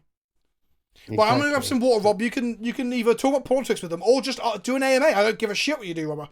As long as you're not being a dick. I'll be back in just like 2 seconds, alright? I'm just going to get some water. Okie dokie. Swedish proportional representation can fix this, but House of Commons in the cabinet. Yeah, probably. Education. Yeah, education is the key thing. Because, like, if the problem is, like, okay, Vince has gone. Been away for a while. Nice to be back. He's lost a lot of weight in this year, so he's not as big as he used to be. Another one. So we've got Vince way too mad for politics. Nah, he just needs the answers. Tell us more about Blue Robert. He doesn't like to have fun. So he counters all fun. There you go. Yes, let's ask me anything, because we can get away from politics perhaps if you ask me non-political questions, if that's your flavour, or if you'd rather carry on talk about politics, ask me some politics questions.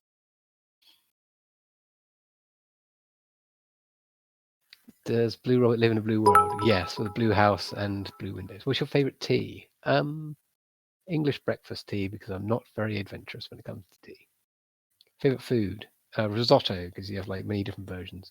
Favorite deck? That varies. Fraximunda EDH Zombies is probably the most consistently favorite one. Favorite Planeswalker? Good question. Oh, Venser. Yeah, that was an easy question. What do you think the second returning Planeswalker will be in Ikoria? Garruk.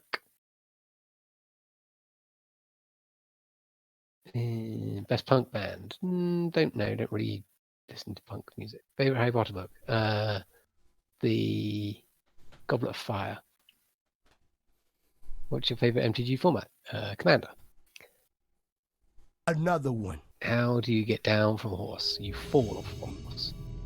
What's your favorite nickname for yourself? I don't have one. Favorite white card? Good question. Path to Exile. You have to marry a Muppet. Have to. Who do you pick and why? Swedish Chef, because good cooking. If you're going to marry someone else, you're going to cook well, right? I'm not adverse to it. Biscuits or cookies? Biscuits. What are you not adverse to? Zombies. If I have heart, Norrin. Not adverse to mass land destruction. I thought I heard masturbation. I was like, Rob, not adverse to it. It's a very lukewarm response to that question. Oh, do you mean adverse or averse, Rob? You said adverse, Rob. I think I'm not averse. I don't think those two words should exist. They should mean the same thing. This is dumb. This hand is not good, but it's better than the first one. Please If you don't gain me. his beard, would you kill Vince? No, because I don't really like beards. So I don't have Rob! one. I don't think beards don't look good on my face. They look great on your face. Oh, I thought maybe you just didn't like him in general. Oh no, not no. I don't actually have a view on beards, but I know that that wouldn't look good on me. The Astral Spirit just said Legion War Boss isn't legendary. That's interesting considering our conversation earlier, right? Mm-hmm. Okay, well, I've got an AMA question for you. If you take any one magic creature and make it legendary to add something to it, what would you pick? What would you add? This is for Commander, right? Oh man, what a great question. That is a very good question.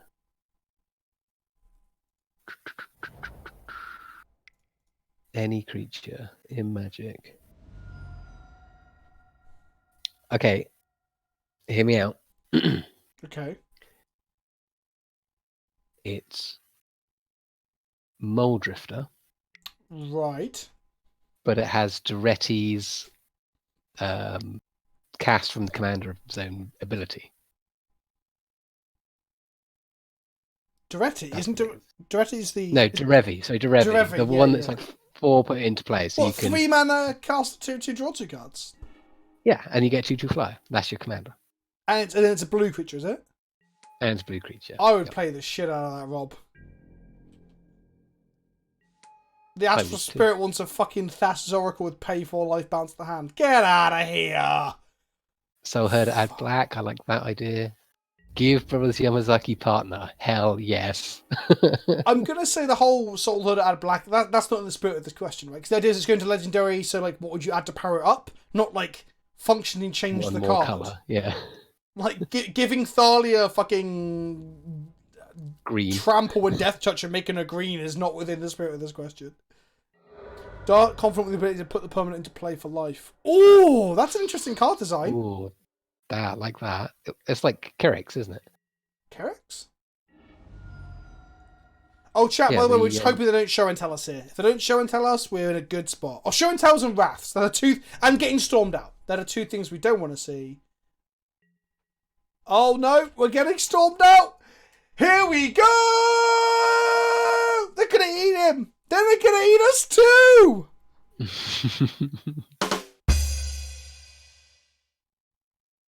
Grey Merchant pay Half-Life rounded up to return from grave to hand. Ooh, Oh. pay Half-Life rounded up sounds very old school. Makes the moon but with eminence. Wait, how'd that... Oh, wait. But what Oh, would that's the disgusting. eminence does something from Command Zone, right? What would it do? Yeah, exactly. So non-basic lands are mountains all the time while in the command zone.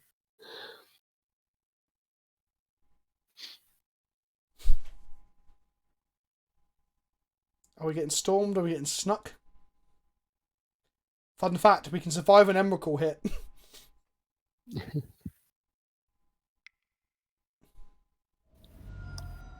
It is sneak attack. They're not even on the new hotness. Mm. Okay, what's it going to be? The Titans with Indestructible. Whoop. Okay, Emrakul coming in. Okay, bye goblins. This, and this. God, I hope they don't have another threat, Rob. The new hotness is the Underworld Breach Storm deck, which when they went Lotus Petal off the red-blue lands is what I thought we were going to see.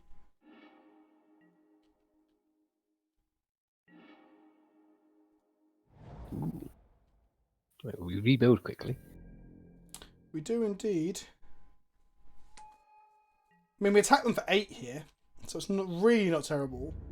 I'm assuming they have another one in hand, otherwise they would have scooped, so...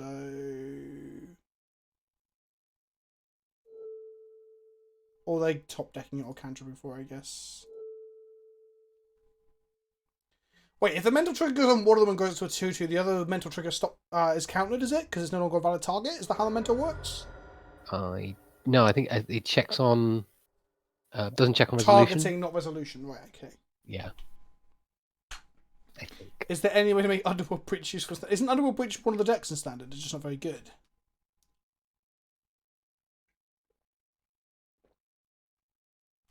So they cast Brainstorm here, MTGA kid. We just lose if they find Emrakul or Grizzlebrand. If they don't find either of those cards, we get to play. Nope. Well, you never know. They might be faking us out. No, no, we're dead. Oh, maybe they drew. They can't. It's pay 7 life. Oh. Okay, so we're going to go...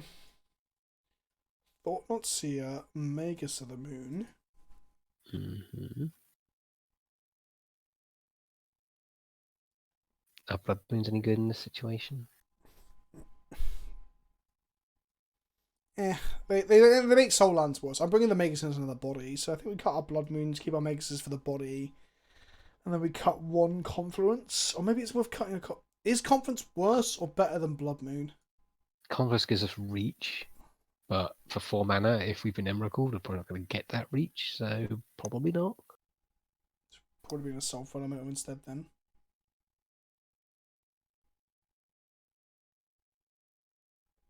Chain Reaction's pretty funny. I enjoy that card alongside Stuffy Doll and Commander. Would you play Brimaz via Commander Ninjutsu? He wouldn't have Ninjutsu. If anything, he's close to being a samurai, surely. Like, if in a set where, like, I don't know, a planar ship took characters to other lands and Brimaz got to go to Kamigawa and become a samurai. Kind of like the last samurai, where he's literally a white dude in Japan. Like, then I'll be all for it.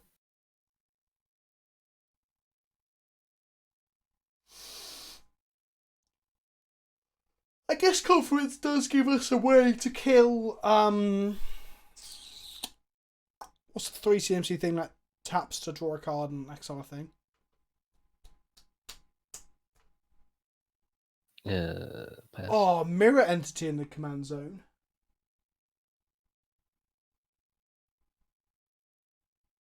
Then you can play any tribe, right? Yeah. Because it'd be very similar to Mistfall provided Ultimus. it was white. Oh yeah, my bad. Another one. Unless you made like Morophon, but then you're just making Morophon, right?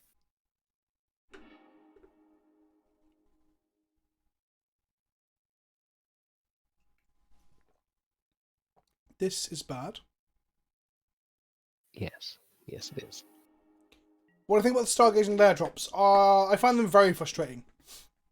To just really quickly clarify that, like, I liked the previous Secret Lairs. I quite like the Rat one as well. I like the one that I got sent and like got to like pay promotion for and stuff. It's all great. I think the problem with the Stargazer one is they're just reminding us that we keep having things ripped out of boosters to be sold to us in other ways. So having like other thematic stuff that was never going to be in the standard set in a million years is great. Old reprints, for example, much needed reprints and stuff.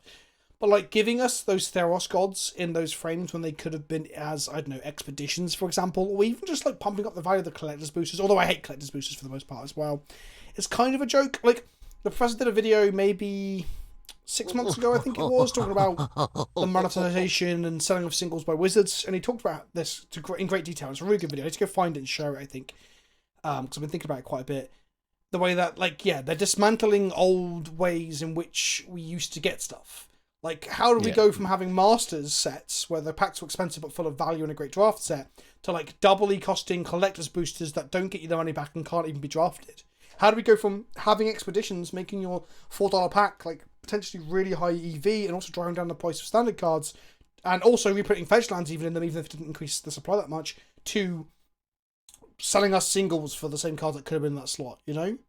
So yeah, they're selling us the same pie, just divvied up differently. So yeah, the Stargazer one really drove that home for me, and I was like, those could have just been in the boosters, really.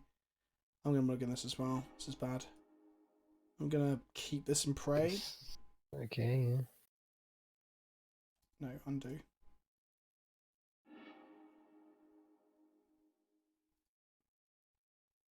We need red sauce.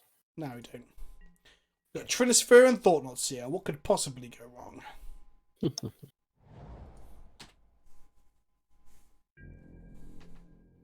So yeah, that's how I feel about it. And thanks for the Twitch playing, Kentucky-san.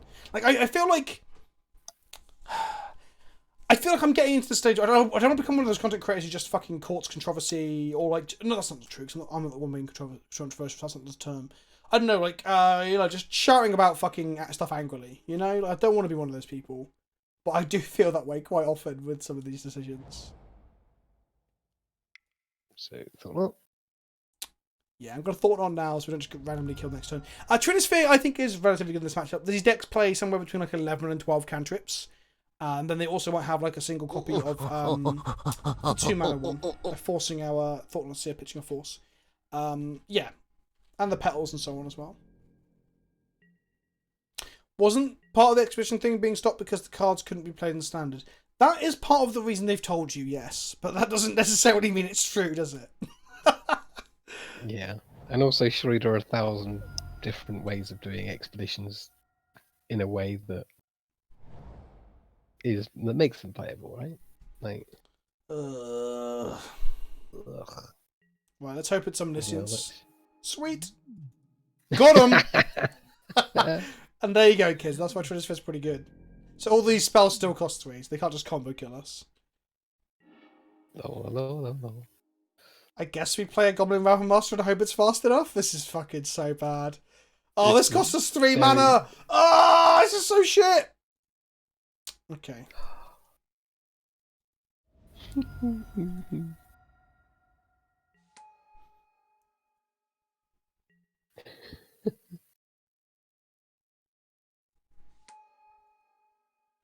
Oh, dear.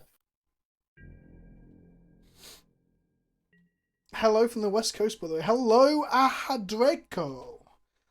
Look, keep an eye out next week, by the way. There will be no stream next Monday because I'll be flying to America, but I will be streaming from America at least 2 nights next week. So I'll have some different time zone streams. You're off to Reno, aren't you? I am. I'm going out to Portland first. 3-mana Grizzlebrand. 3-mana Grizzlebrand is still pretty good. Okay, we need to draw those ensnaring bridges that we don't have in the deck to make this matchup better. Well, we can have a look at their hand and then concede.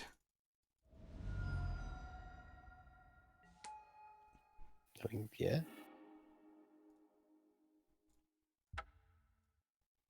Yeah, we're fucked. This matchup is awful. Like, yeah. Bridges are really all needed. So yeah, like I was saying, I just don't want to... I've got the Moto sounds on. I didn't really have them on. My bad, kids. My bad.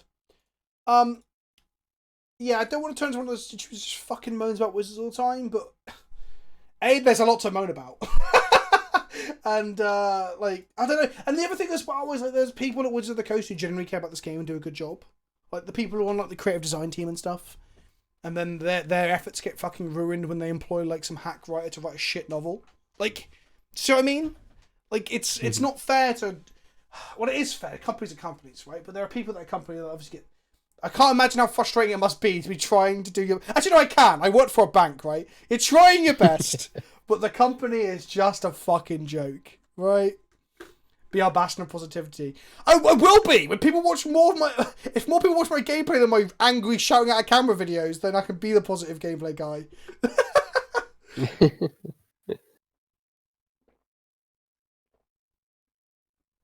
Exhibitions are fine even if they aren't standard legal. Most people don't only play standard, or the standard players I know play external formats of Commander.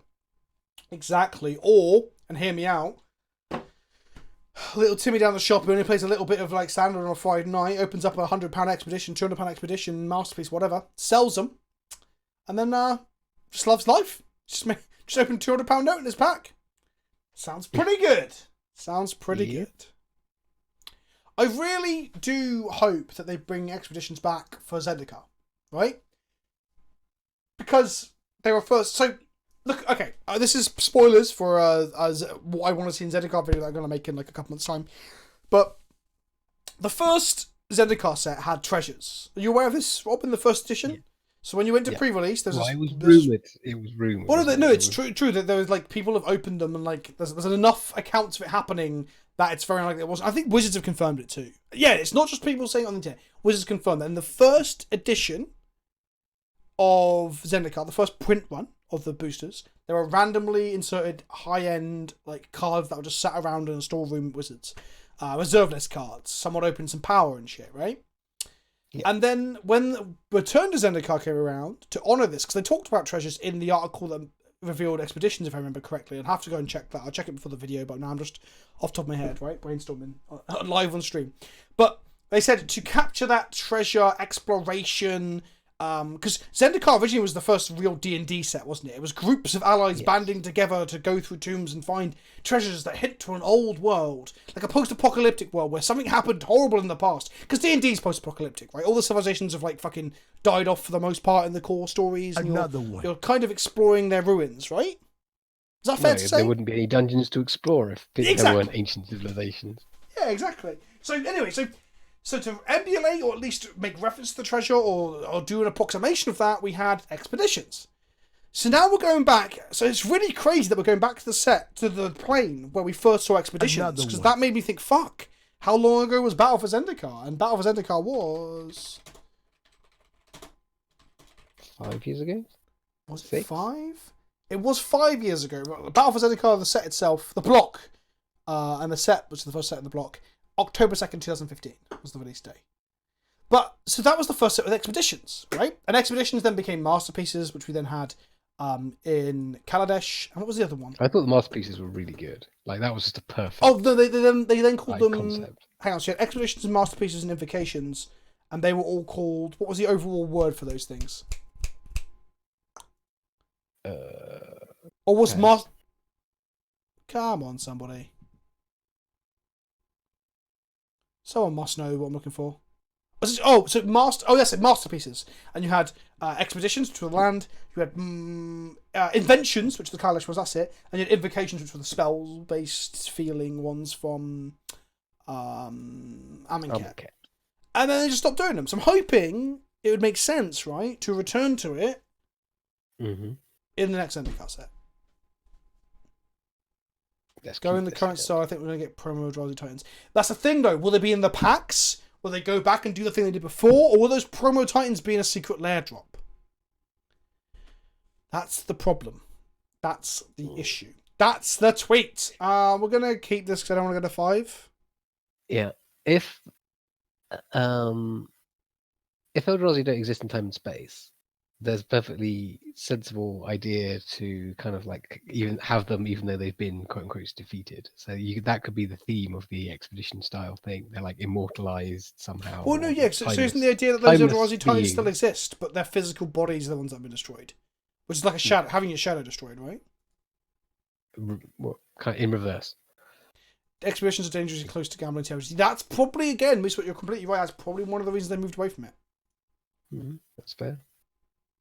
Like, don't forget, like, it's hot territory right now to have anything resembling gambling because of all the loot box controversies within video games, right? I'm playing with no sound effects now, which feels weird. Didn't Chandra literally intimidate all of Ulamog because like, after Nissa yanked their full forms into the plane? Oh, did she bring their full forms into the plane? Grumble. Well, I fucking hated the resolution to that story. I know what we'll do. We'll burn them. Fuck off. Fuck You can off. solve anything with fire. Oh, it's lands. Don't go wasteland in my heart. Okay. Let's just draw another rabble, sim it out, win the game. Right? Yep. 3 drop. Yes! We did it, chat. We fucking did it. We're gonna play the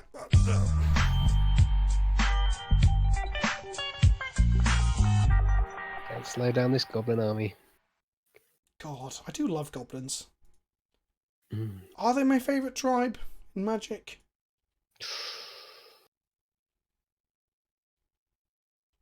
That's a lot of damage. I can't really think of you. I can't really associate you with a specific tribe. So quite possible. Love your content, PK. Well, it's obviously Stay Minotaurs, Rob, awesome. for fuck's sake. Thanks, Straven. I appreciate you, my friend. Tabernacle. Another one. That's fine. As long as I don't kill one of these two, that's fine. Gamble for Punishing Fire, Loam. Blast Zone. Okay, so we're going to pay for only the Lordy Lords. So we're going to go, okay. So many things to click, Rob. I love these Krenko. They're not the Krenko Goblins, are they? Krenko Goblins in the street. Yeah. No. Tap. This is War Boss, so we're going to say yes. This is other Goblins. Why it's stacked in that way around, Rob, no one knows. No idea. Just to make it complex, I suppose. Yes. They gambled and discarded Blast Zone, so I'm assuming they got Punishing Fire in their hand now. Oh, that would have been pretty hot. Mm-hmm. Instead, we're just making goblins and hoping for the best. I mean, this puts them real low.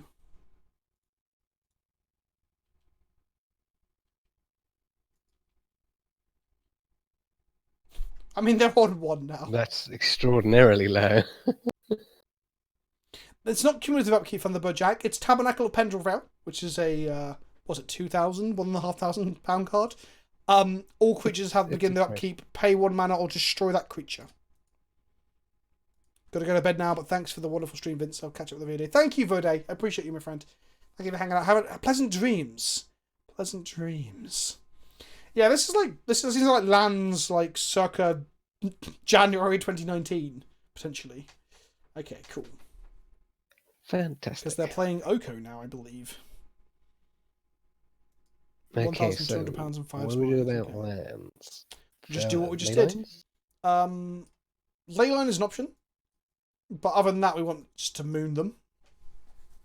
Mm-hmm.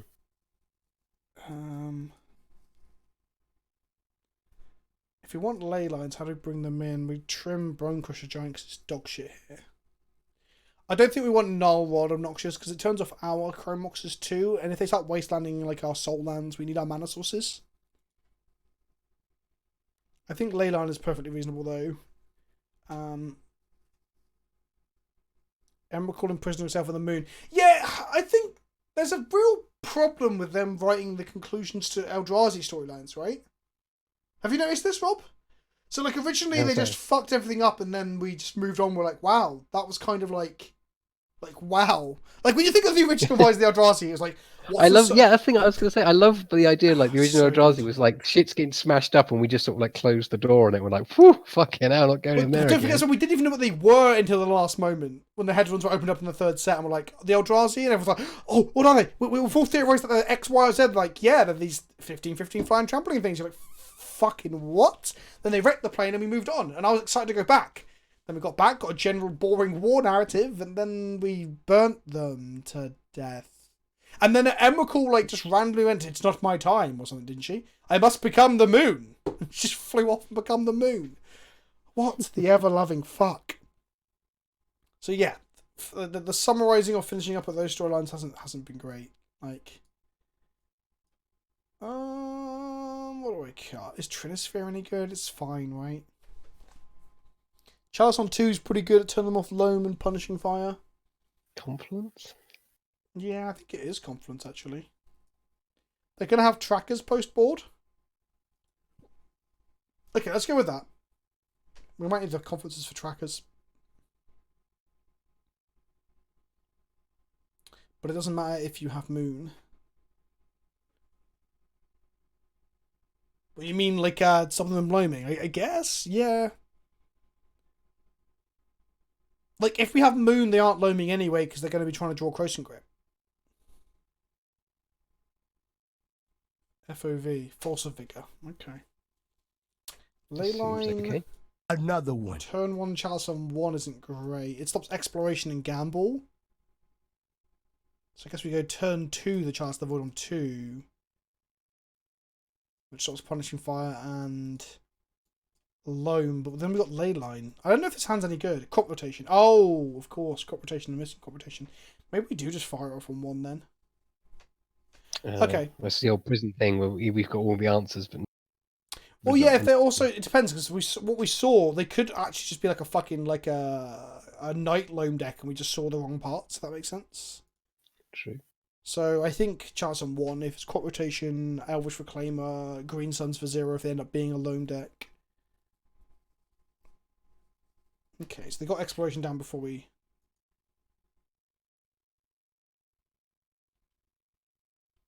One Moss Forecasting, they're only out as FOV. No, like, you can Cross and Grip things off of your Mox Diamonds, right? Why would you not?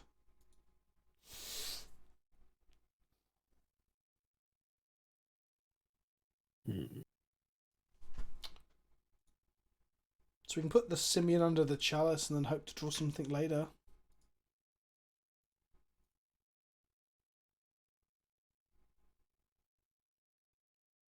I don't think Chalice on 1's very good here, but we aren't doing a whole lot else, so we might as... It's not terrible. One. It stops spells in their deck, right? So... Yeah. But it's not necessarily where we want to be, but Chalice on 2 doesn't seem very good because of the ley lines, so...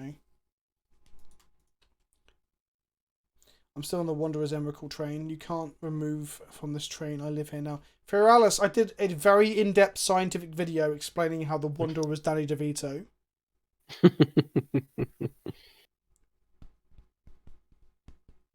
Okay, so no one's playing any Cross and Grips now. Interesting. I braid my Chrome Mox. I'm okay with that. We got a lot of mana in our hand, so... Yeah. Thespian Stage in place. We just Moon now. And hope they don't have Force of Vigor, I guess. And draw a threat at some point. So we just want to draw a 3-drop threat into 3-drop threat into 3-drop threat. Because they've only got 3 mountains right now, so they can't even play a tracker. I think Scientific's a little bit optimistic for what the video was. Admiral Blastoise, why do you have to be such a shitbag? That video, I did so much scientific research, it was unreal. I had it published in a journal. Would you consider visiting Mono White Pure Steel Pure Banter deck now? So for missing modern, I did, and they banned Mox Opal, and now I'm like, fuck. What do we do now? Well, this is a 3-drop threat, I guess. This is where they have like just 3 copies of Punishing Fire in their hand. Nope. Okay. I do want to play Pure Steel Pure Banter again at some point. How much better would Makers of the Moon be if it was a goblin? Do you think? It would be fucking nuts, Rob. Like, how good would Legacy Goblins be if I had a goblin? Like, I mean, like, they could probably print a goblin version of that. Actually, no, putting another version of it means there's, like, 12 Moon as a deck, right? So that's not good. But, like, if this somehow got errated to be a goblin, I don't think it would be, like, it wouldn't push out the goblins over the edge, but it'd make them pretty good, right?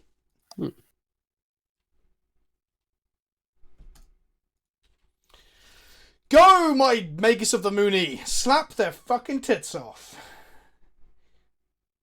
So even Force of Vigor here doesn't unlock their lands, which is good.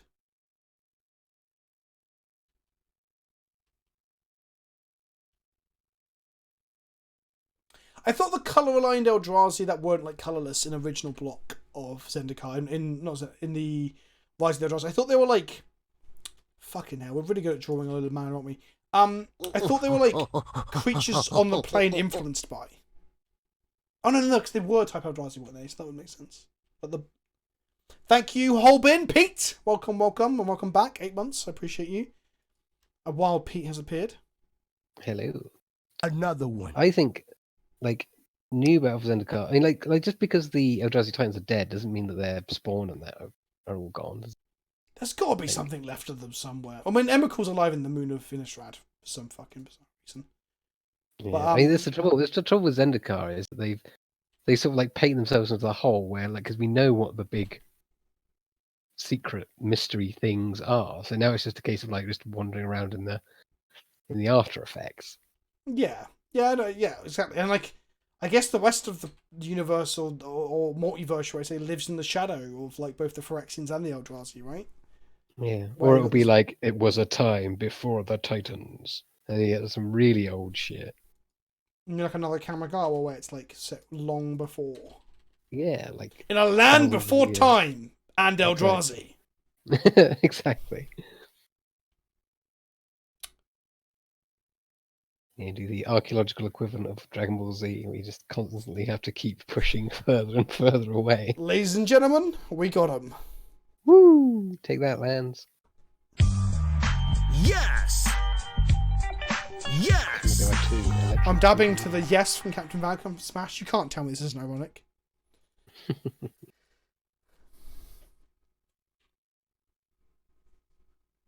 But I have to say their keep was loose or well waterslide in all park. Well, I guess so. Their hand was good if we didn't have Blood Moon, but we do play 8 copies of it. So I mean, we're likely to have it, aren't we? BPAC181, welcome back. 4 months, I appreciate you. Thanks for Twitch Prime, my friend. Don't forget, if you're watching this and you enjoy it, you can support by 2 key ways. One is subscribing with the button above my head. You can do that with Twitch Prime as well. Did you know about Twitch Prime? If you have a Twitch Prime membership, you can give a free sub to a streamer of your choosing. It should be me this month, but spread it around. You know, give out love to the people that you enjoy sitting down and watching, hanging out with. And you can also go down below, click the Patreon button, and get inside up to Patreon for $2 a month. You can join us on the Minecraft server that's now available on there as well. And also, here's Bovril. Hello, Bovy. Thanks for the Twitch Primes in there, and Dutch Rutter 0208. Thank you, thank you. It's doggo time.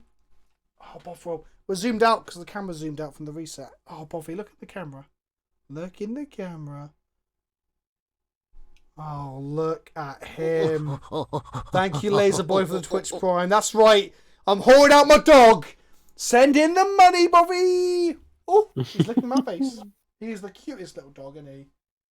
My dogs are the most beautiful dogs in the whole wide world. Another one. Hmm? We will die for Bovril, says PhD Obnoxious. Oh, big yawns, Bobby. You're tired. You're tired of Daddy's bullshit. Yeah, isn't everybody? What a handsome young man, and Vince, I guess, is here too. Oh, if you hadn't led up with the second part, I was going to make the joke that, yeah, well, yes, I am kind of handsome. Bobby can see his mum off to the side, and he's like, It smells really puppet. Has he been under the blanket downstairs? Yeah, he's really warm. Bobbles got him big. Oh, I had to press that button. Said that. So, is it possible to see a puppy yawn and not say big yawn? Nope, it's not physically possible, Jay Cutler. And B Pack says Bobbles got him big, at least compared to how tiny he was before. Oh, do we go back to Mummy? Is that what it is? I think it was you, Bunch. I think it was you cuddled up. Right, here he is. That's enough Bobble time for today. Thank you, Moose Work, for the gifting the tier 1 sub to Alcium. 7 total gifted. You beautiful little cunt. Right, we've won the die roll. If we win this, we've gone 4-1. I think this deck is just really well positioned right now. And the fact that we hit Show and Tell, one of our worst matchups without bridges, was a bit unfortunate. But can we win this one? We've got City of Traders. That is a bit awkward on our turn 1.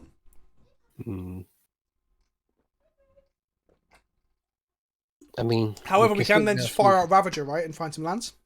Yeah. I think we'll be okay. Okay, I'm going to risk it for the biscuit. Money for Puppy, can't for Reno's. I can't wait for Reno. See you there. I'll see you there. I'm very excited for Reno. I'm looking forward to it. Viewers are allowed a little Bovril as a treat. I didn't know that meme until... Are we going to get Brucey on screen? Is he going to allow us? Got to watch out for my cable, haven't you? But I should get... Oh, hello, Brucey. Bruce is massive compared to Bovril, though. Look. Chat, look how big Brucey is. What a big old pupper this guy is, eh? Hey, Brew. Say hello to chat. That's my original boy, eh? You're gorgeous. You're gorgeous, boy. You know you are. Don't fucking pretend. Just embrace it. Be a shiny golden god like your father. He's also really warm. Has he been under the blanket? My wife's been slugging with dogs downstairs. What a life, eh?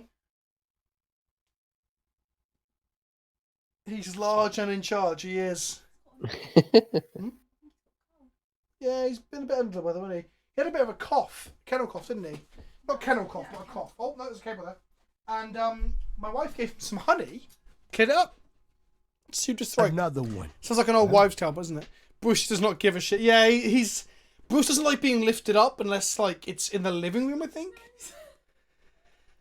So, yeah, he's a weird one. Bruce has got a lot of eccentricities. Like, he doesn't like the floor moving. So if you walk across, like, a plank that's over a hole, you know the yellow construction pads that go over open manholes when they're not working on them? Yeah. Yeah. You walk across that with Bovril, doesn't bat an eyelid. Walk across with Bruce, he'll freak the fuck out. He's like, what's this? Why is it slightly moving? I don't like it. If you move a pillow under him, he'll jump off of it and like look at you, where Bovril will just look at you as you slide him. So yeah. Yeah.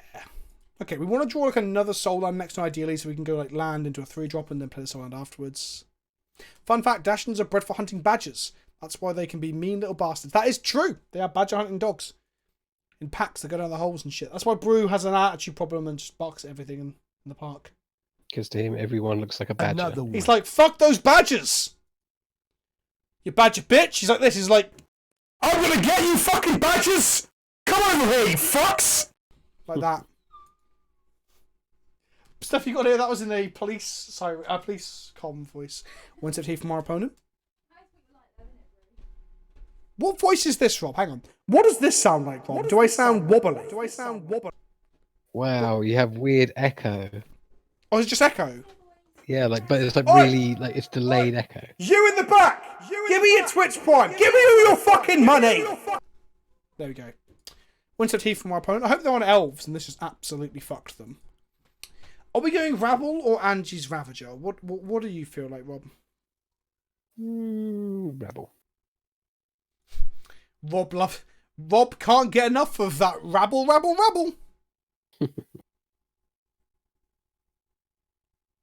We're gonna go Rabble Master. If they fetch an island of days, okay, we're all good.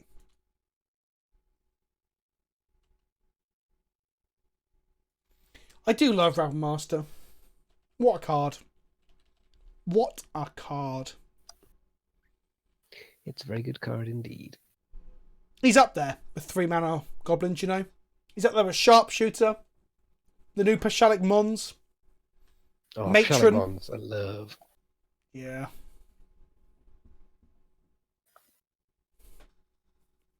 I'm going to be playing my Perfrost deck down the local store tomorrow night. It's goblins themed. I might challenge myself to play a whole game where I just don't cast Perfrost. Just goblin the shit out of people. Which sharpshooter did you go with in the end? I still have the foil original because I didn't end up putting all of the secret layers in. Thalia, that's a pretty good blocker. Be a shame if we somehow Chandra Torture Defianced it in 7 turns' time. Okay, we're going to play nothing. Seems strong.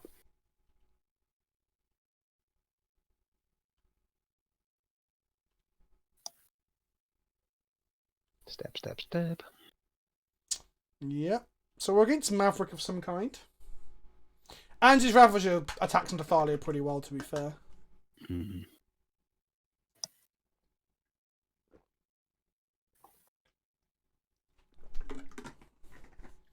Gallic Teague means we're never casting that Chandra. Correct. Or Confluence. That's a bit of a problem for us. Yeah, Gallic Teague's a massive pain in the ass. Okay. So we're going to go Angie's Ravager. The problem is both our goblins get killed this turn. That's a frustration. We can just flood the board with bodies. Yeah. Be okay.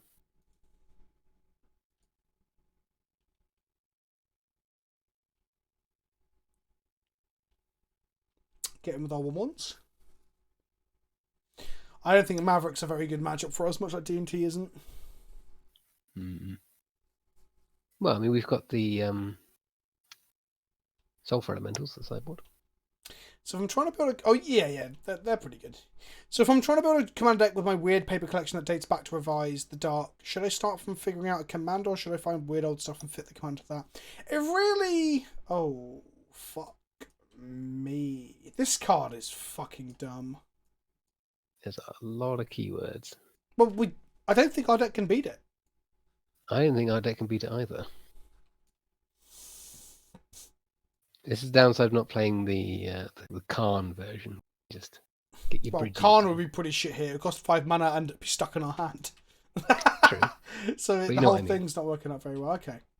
So now Andy's just going to die to that questing beast, which is a shame because that's pretty garbo.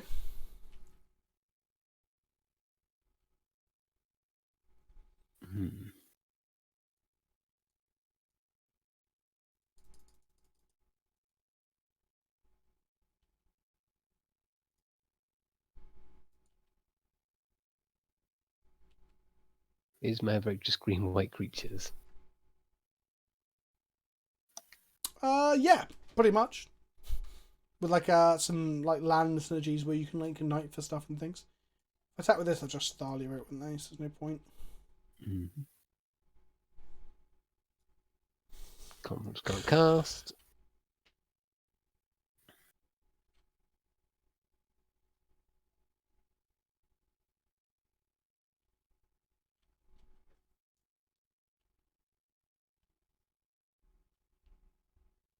Our out is them like punting the Galactic into us, like overconfidently. Yeah.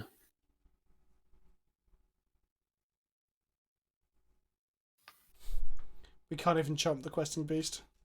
Ugh, it's so annoying.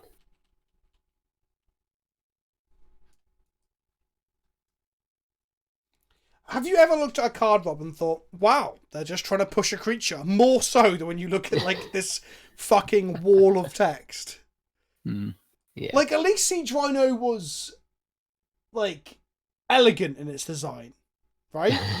This is a fucking mess. Like, what the fuck? So Maverick, to explain, who asked? Thunderbird Jack.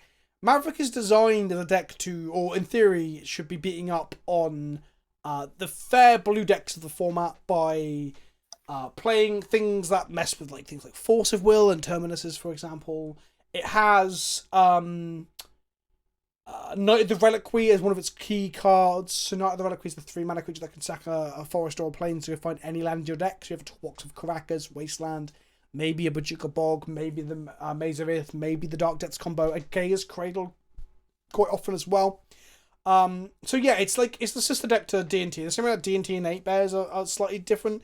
So is Maverick, but Maverick is more about like its land toolbox. It doesn't always play Stoneforge Mystic either. People have moved away from that. Maverick could be 3-color as well. It can splash black or blue. Yeah, Maverick is... I think the name Maverick came from where people said the deck didn't follow the normal rules of Legacy, because it was playing like things like Knight the Reliquary instead of being a combo deck or a control deck or whatever. Quite often it won't punish you fire. I wouldn't... No, it can do, yes. I wouldn't say quite often, because that sounds like Maverick. So if someone said to you, I'm playing a punishing fire deck, you don't say to them, oh, you're playing lands or Maverick. But there are punishing variants. So again, that third colour that I mentioned can be black, it can be blue, it can be red, and then you have the punishing fire variants. And then, so Maverick is somewhere between Death and Taxes and Loam, 4-color Loam, aggro Loam, the Loam decks. Because Loam, then you cross over and you kind of lose Starlo, but you gain life from the Loam and stuff. I don't think we can win here. I'm just going to shoot this game up. Yeah, I think we're doomed. So there can be punishing Maverick. You can play Maverick with the 4 Groves and the punishing fires because you can search them up. What is Nick Fit then? Nick Fit is again a mid-range killer, but it kills the mid-range decks like Maverick, for example. It's meant to be the deck that really screws on fair decks. It hinges around Cabal Therapy, Veteran Explorer, and for the most part, not more recently, but for traditionally and back in the day, Pernicious Deed. And the idea is that sack outlets like Cabal Therapy plus your vet allows you to get a load of basics. Other decks don't get basics, and then with that mana advantage, you get to play like 4 and 5 and sometimes 6-drop threats. Yeah, they use Pernicious Deed because you've got a lot of Planeswalkers and just blow the world up and have cake. Yeah. We need sort of an Abrade or something similar to deal with. Yeah, like I said, this deck is tuned very much towards fighting certain decks, and we've seen 0 of them. We've seen, like, what is it, 3 Delvers, Sherentel, and this. Is that right? It's 2 Delvers and... Sideboarding, right? Yeah, it's interesting.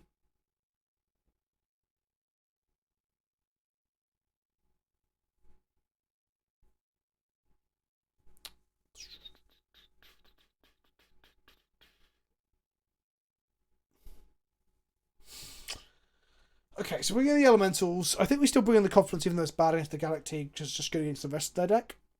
Yep. We probably trim a Chandra. Keep Bone Crusher. Oh, we got Bone Crusher Giant to kill the... there you go. So, we talked about the differences there. If you're expecting Maverick, I guess playing 3 copies of Bone Crusher Giant is probably really good. Also, it kills anything through a Mother of Runes, which is another thing that this deck plays. So here we go. Yeah, that if that anti-ravager last game was a Bone Crusher Giant, that game would have been. I think we would have. We probably would have won it because we would have killed the Gallic, wrapped their board, played a Chandra. Wow, That's interesting. true. Interesting. Okay. I'm just gonna cut another Chandra. Trim a Chalice. No, keep Chalice. Trim 2 Trinispheres. Or all 3 Trinispheres. Bring in a Magus. No, keep 1 Trinisphere. 2 Trinispheres. Trim a Magus. So you go. I'm not sure what I'm doing exactly. Like, Trinispheres are still fun. We're on the play. We probably should have kept. I was panicking at the time. We should have kept all 3 Trinispheres on the play, and then the draw we can cut some, I think. But like, if you play a Trinisphere now, because they can't counter it. Yeah, no, Trinisphere's good here. What the fuck am I doing? Now I've had some time to talk about it and not Nick Fit. Well, there you go. Well, Let's didn't just do matter it anyway. Woo! Okay, cool. Cool. So we're going to go... Seer Trader's Mox Diamond Trinisphere. Next turn, Blood Moon. Yes. That seems like things we can do.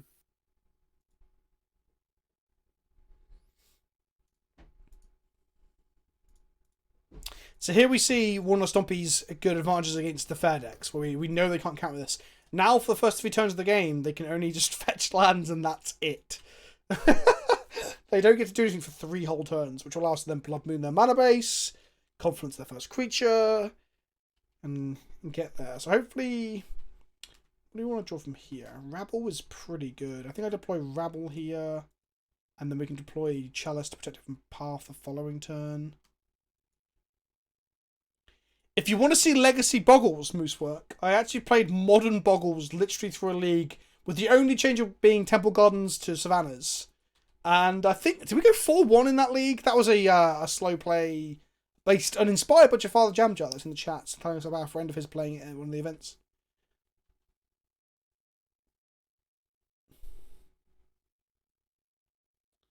Nice fetch lands.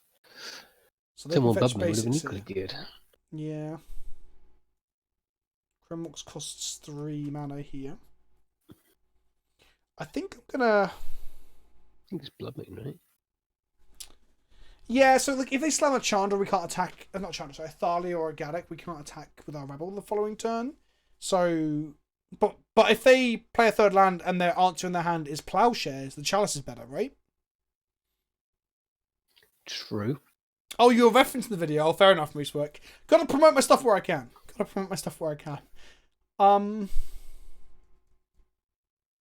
gonna go to combat. We'll decide after combat. Okay.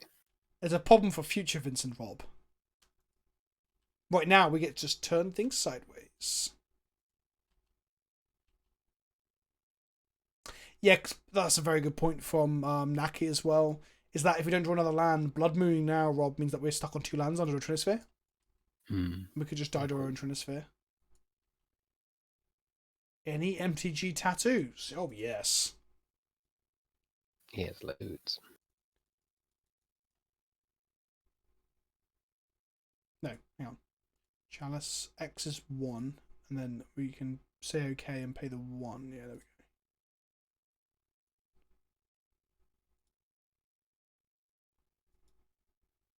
Chalice 1 stops Green Sunzina for 0, but it doesn't stop Green Sunzina for 1 or 2 or 3. My Nuggets and fetch lands cracked. And probably a Thalia or a Gaddock Teague.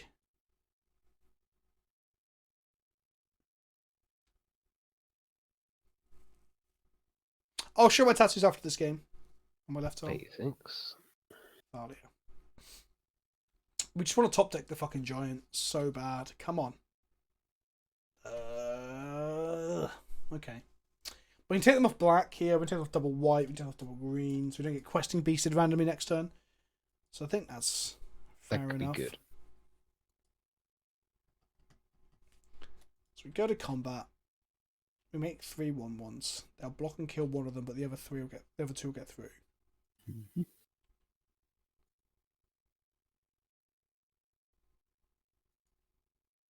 They go to 9. We play Blood Moon.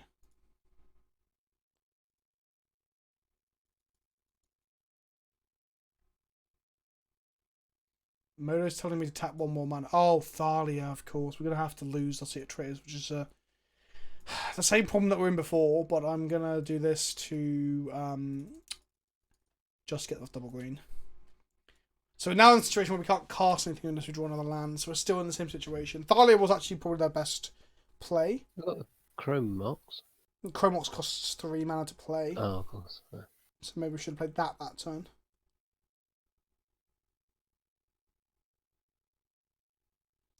If you can get a full back tattoo of one of the sagas, which would it be? I don't think any of them make me want to get a full back tattoo of it. I've also got a bit of a hair on my back, so there's no fucking way I'm getting a back tattoo. No one would ever see it, unless I kept waxed constantly. History of Benalia is probably the obvious one. Yeah, it's beautiful. I don't know. You don't want all the strapping lads of the first Rowan game? Just men all greet. Oh no! Oh, bother.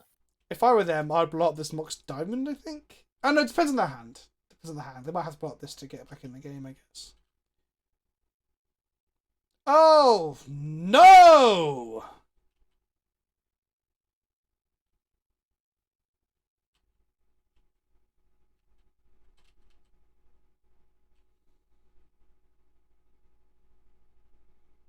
Take the Trinisphere, leave us stranded. No. Soggy milk and fresh biscuit. Soggy milk and fresh biscuits. That sounds like the name of my autobiography. We're going to lose this. This is again another matchup that I guess we'd rather dodge. If your sideboard's built for it, it's fine. I mean, we need to draw a land into Sulfur Elemental to get somewhere.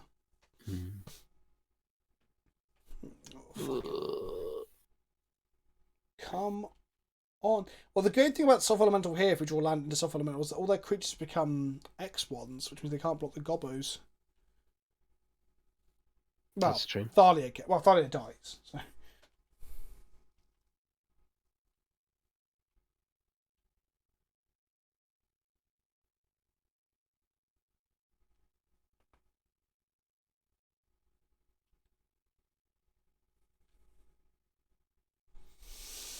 So we can simulate out our Chrome Mox. That seems weak. But we're going to have to do it. Genuinely, so we can get back in this game. Yeah. Okay. No, we can't because of... No, yeah, because if Thalia doesn't make this cost more. That's not how it works. Thalia's price checking is checked underneath the Trinisphere. Okay, next turn we can play the Magus. Jesus. We ain't dead yet, Captain.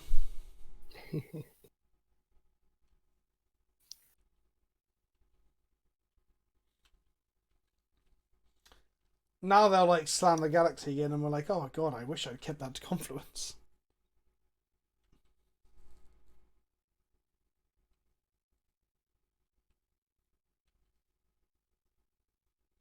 The other frustrating thing about this board state and like Maverick's like creature package is that if we draw a Warboss, the Warboss has to attack because of Rabble's Claws, and that just gets fucking eaten. It's not good.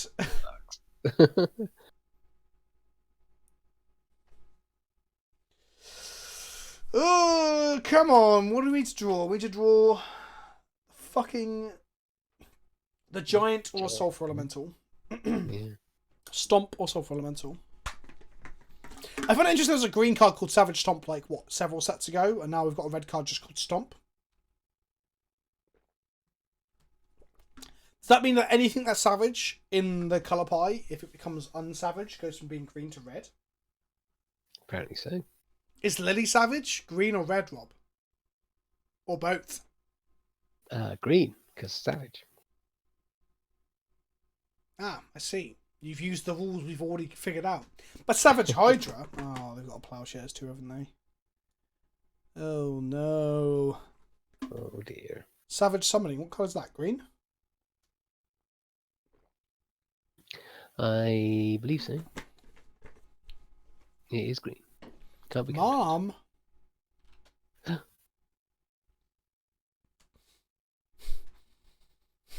Okay. Okay, we are now still on Sulfur Elemental or Stomp. Both of those deal with Mum. So we've got 4 outs in our deck. In the meantime, we're just stacking up the bodies on the battlefield. But we're not. They get killed every turn. I guess the Magus is a new body, sure. But our Goblins just throwing them into the line. I was thinking more about piles of corpses. Oh, literally cadavers. Yeah. Oh, I'm slamming that monkey next turn if we do anything else.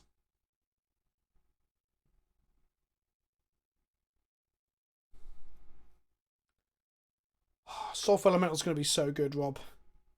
He sure is. 3 mana Noble. That means Thalia attacks as a 3/2.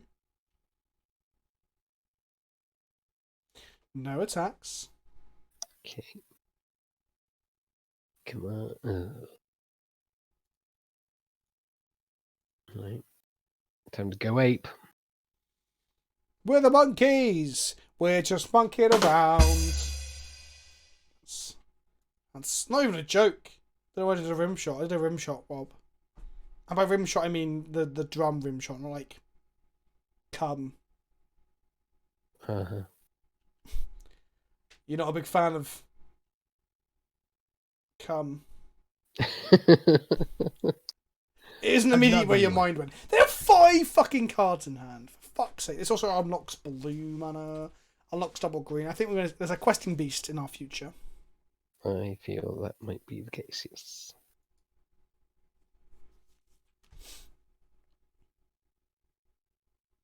Come averse or come adverse?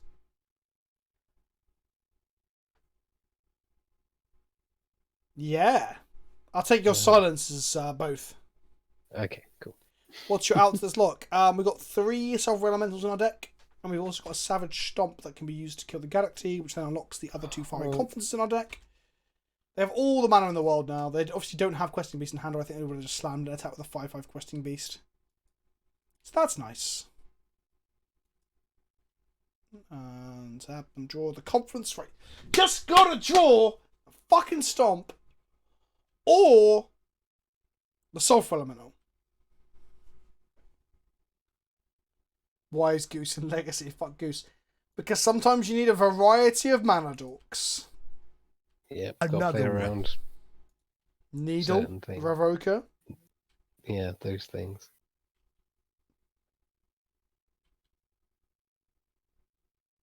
Another one. God, I want a Conference for 1 so bad.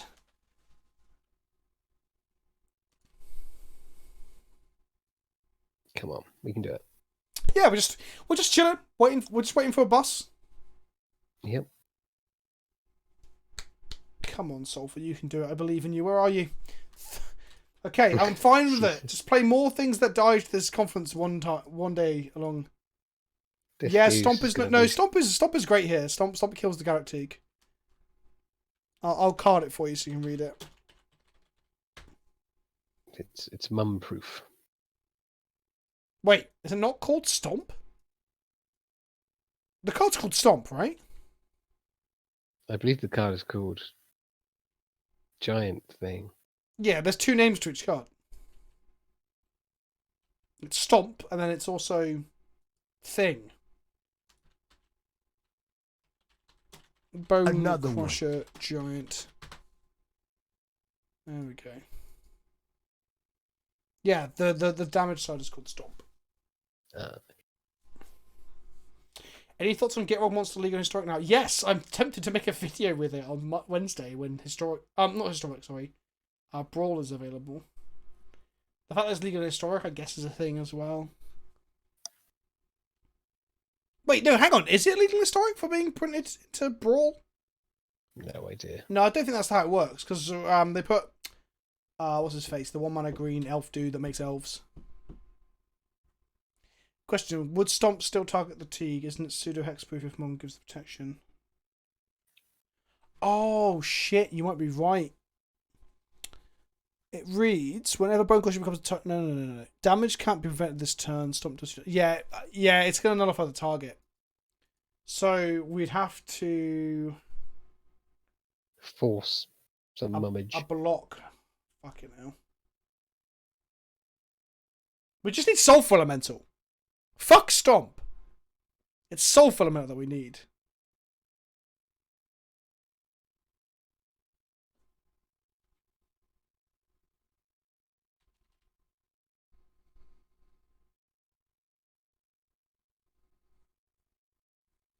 Look at this fucking board state, Rob. I know. It's so upsetting. I wish that was my board. But they were all Rabble Masters. Land would not be okay. I can't cast this. There's a Galactic in play. It also costs 5 mana, so we need 2 lands. Aha! So here, if we had Stomp, right? We'd Stomp their face and then triple block the Galactic.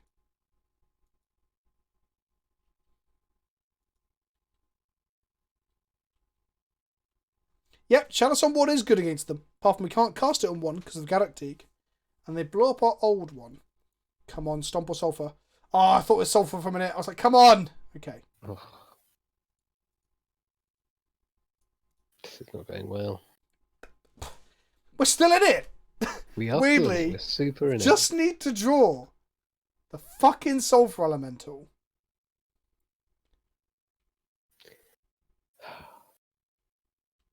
Would that it were so simple. Pringles sponsor the LEC. What's the LEC? Is that a league thing? The League of Legends European. Pringles should sponsor me. You haven't got a fabulous moustache. Yes, I have. It's part of the bid. Come on, Sulfur Elemental, you piece of shit. Where the fuck are you?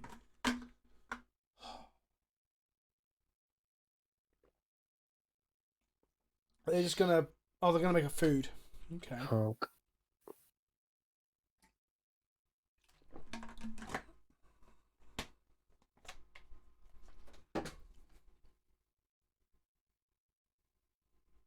Come on. Nothing from our opponent. Then I'll tackle the flyer, which makes a hell of a lot of sense. Yep. Oh, sweet baby Jesus. 10 3 turns. Unless we draw Sulfur Elemental.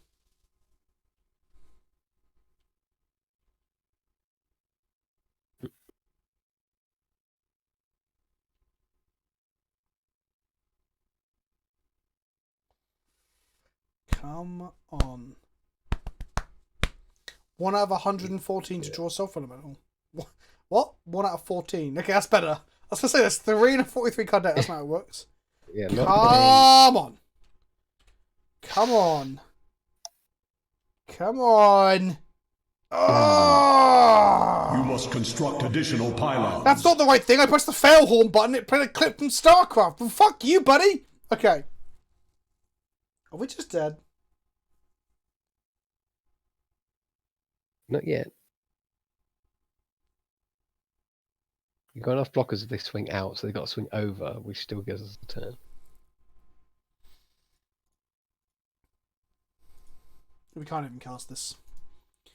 We cannot even lift this cannon. Right.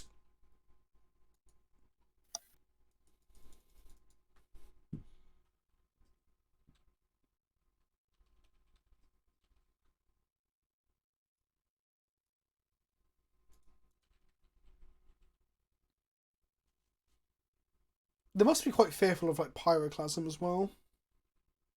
Like we don't have it. It's not common played in this deck anymore, but or Kozilek's Return or something. Mm-hmm.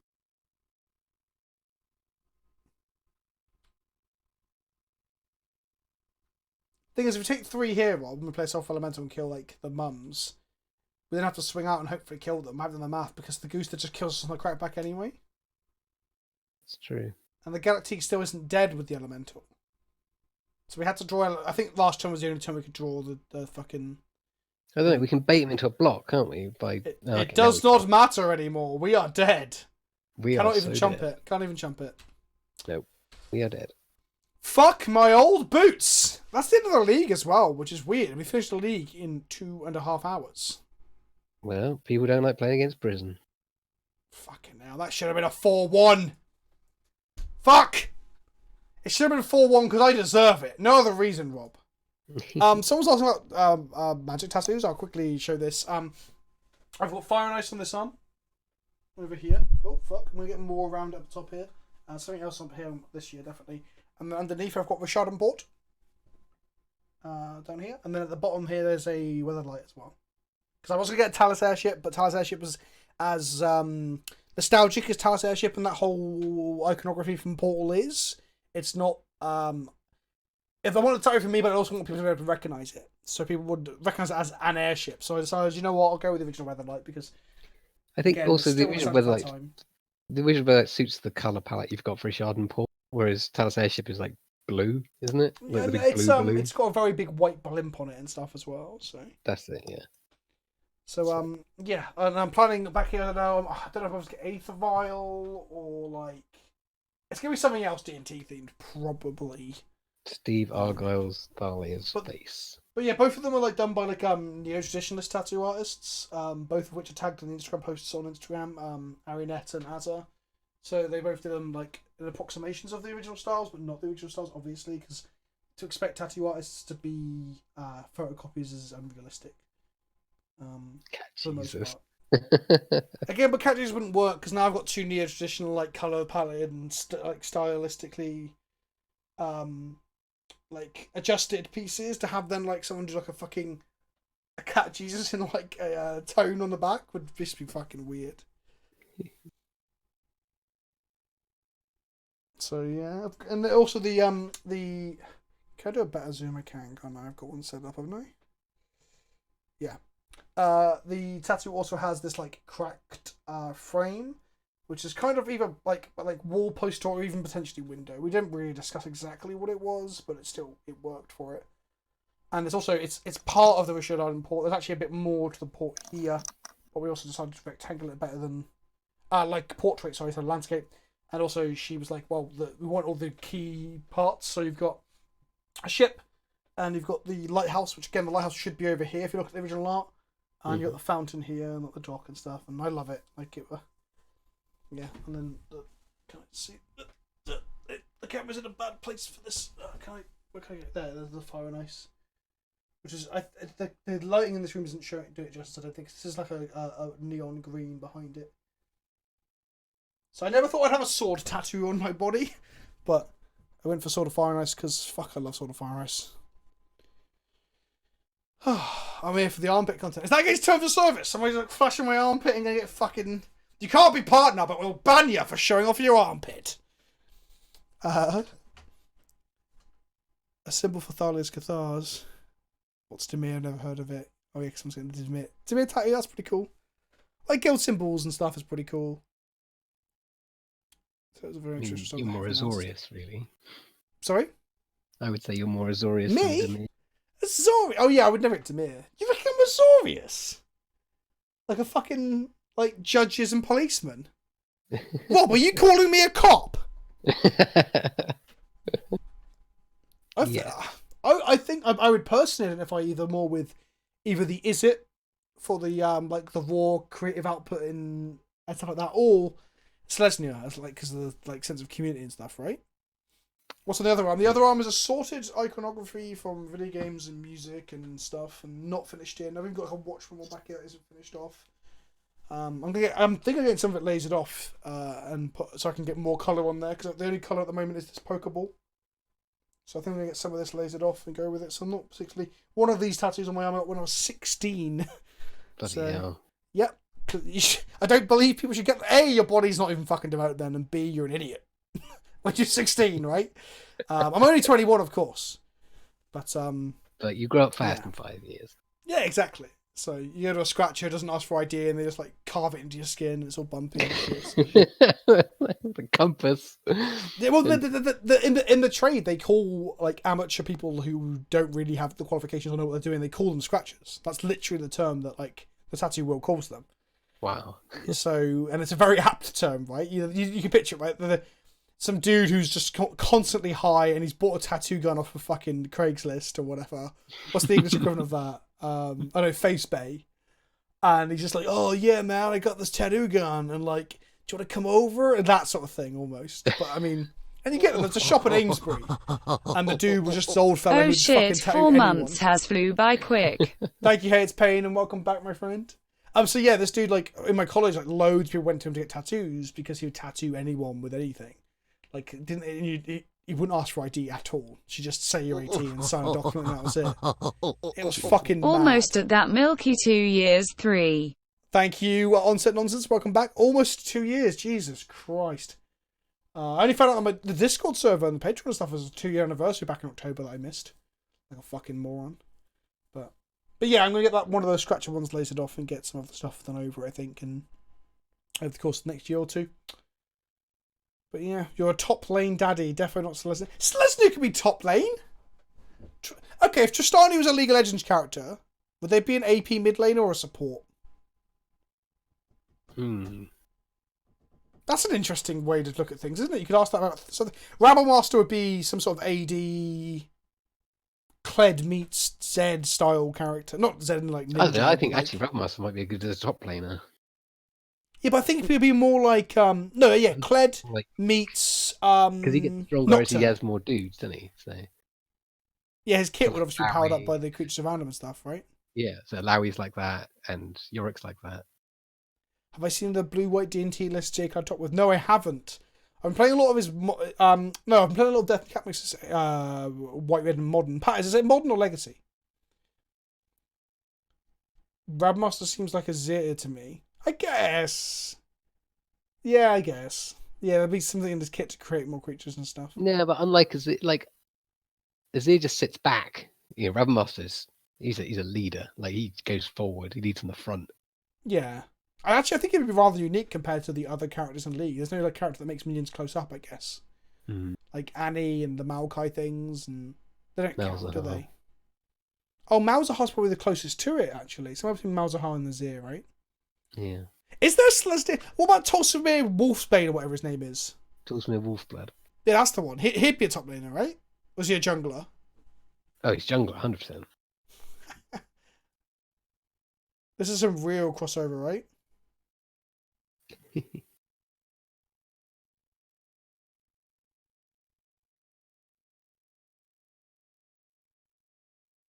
Right, 1 sec. Let's have a look at this legacy. Another one. We're just chatting now, boys. Okay, let's have a look.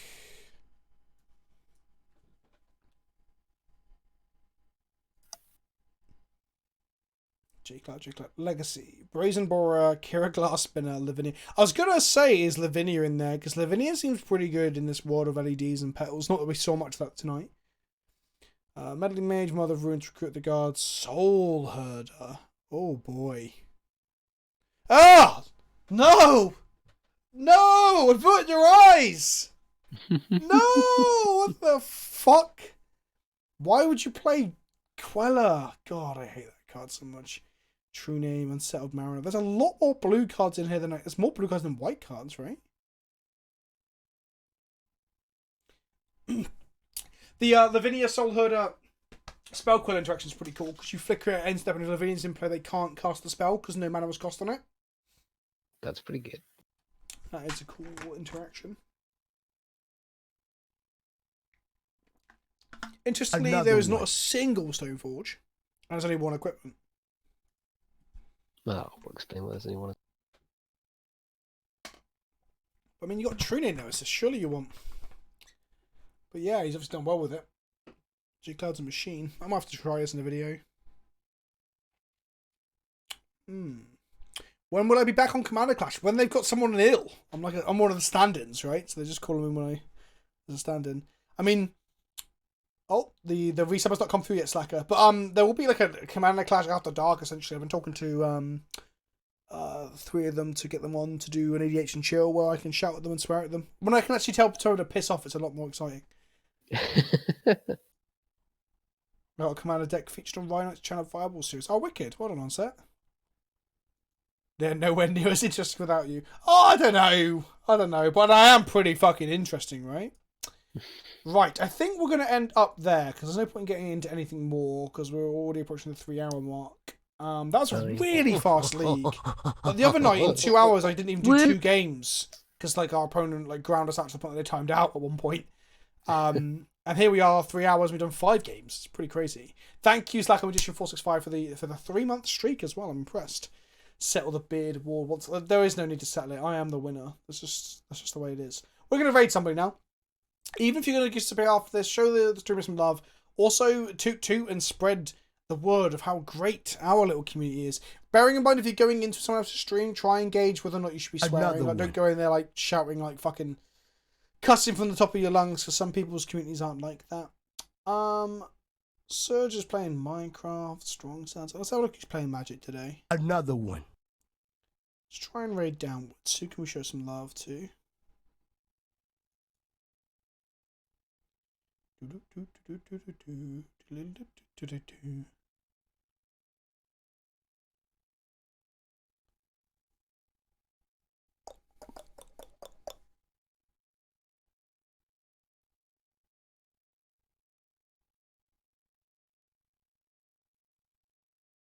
I guess we should raid someone playing Legacy, right?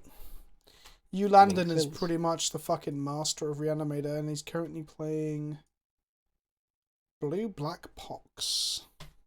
Well, we could slag off Seth's beard. Oh, we could do that. Well, that sounds like fun. Okay, let's go and then toot it and say Vince's beard is better. Right, let's go. Don't forget, be polite, but also say my beard's better. Let's do it. Let's do it. 105. Is that what we're getting? Some people have already left. Cool. Okay. I'm good with that. Let's go. Right. Good night, kids. See you in a bit. Also, if you're part of the Patreon Discord, I'll be on for some Minecraft or League as normal. See you in a bit.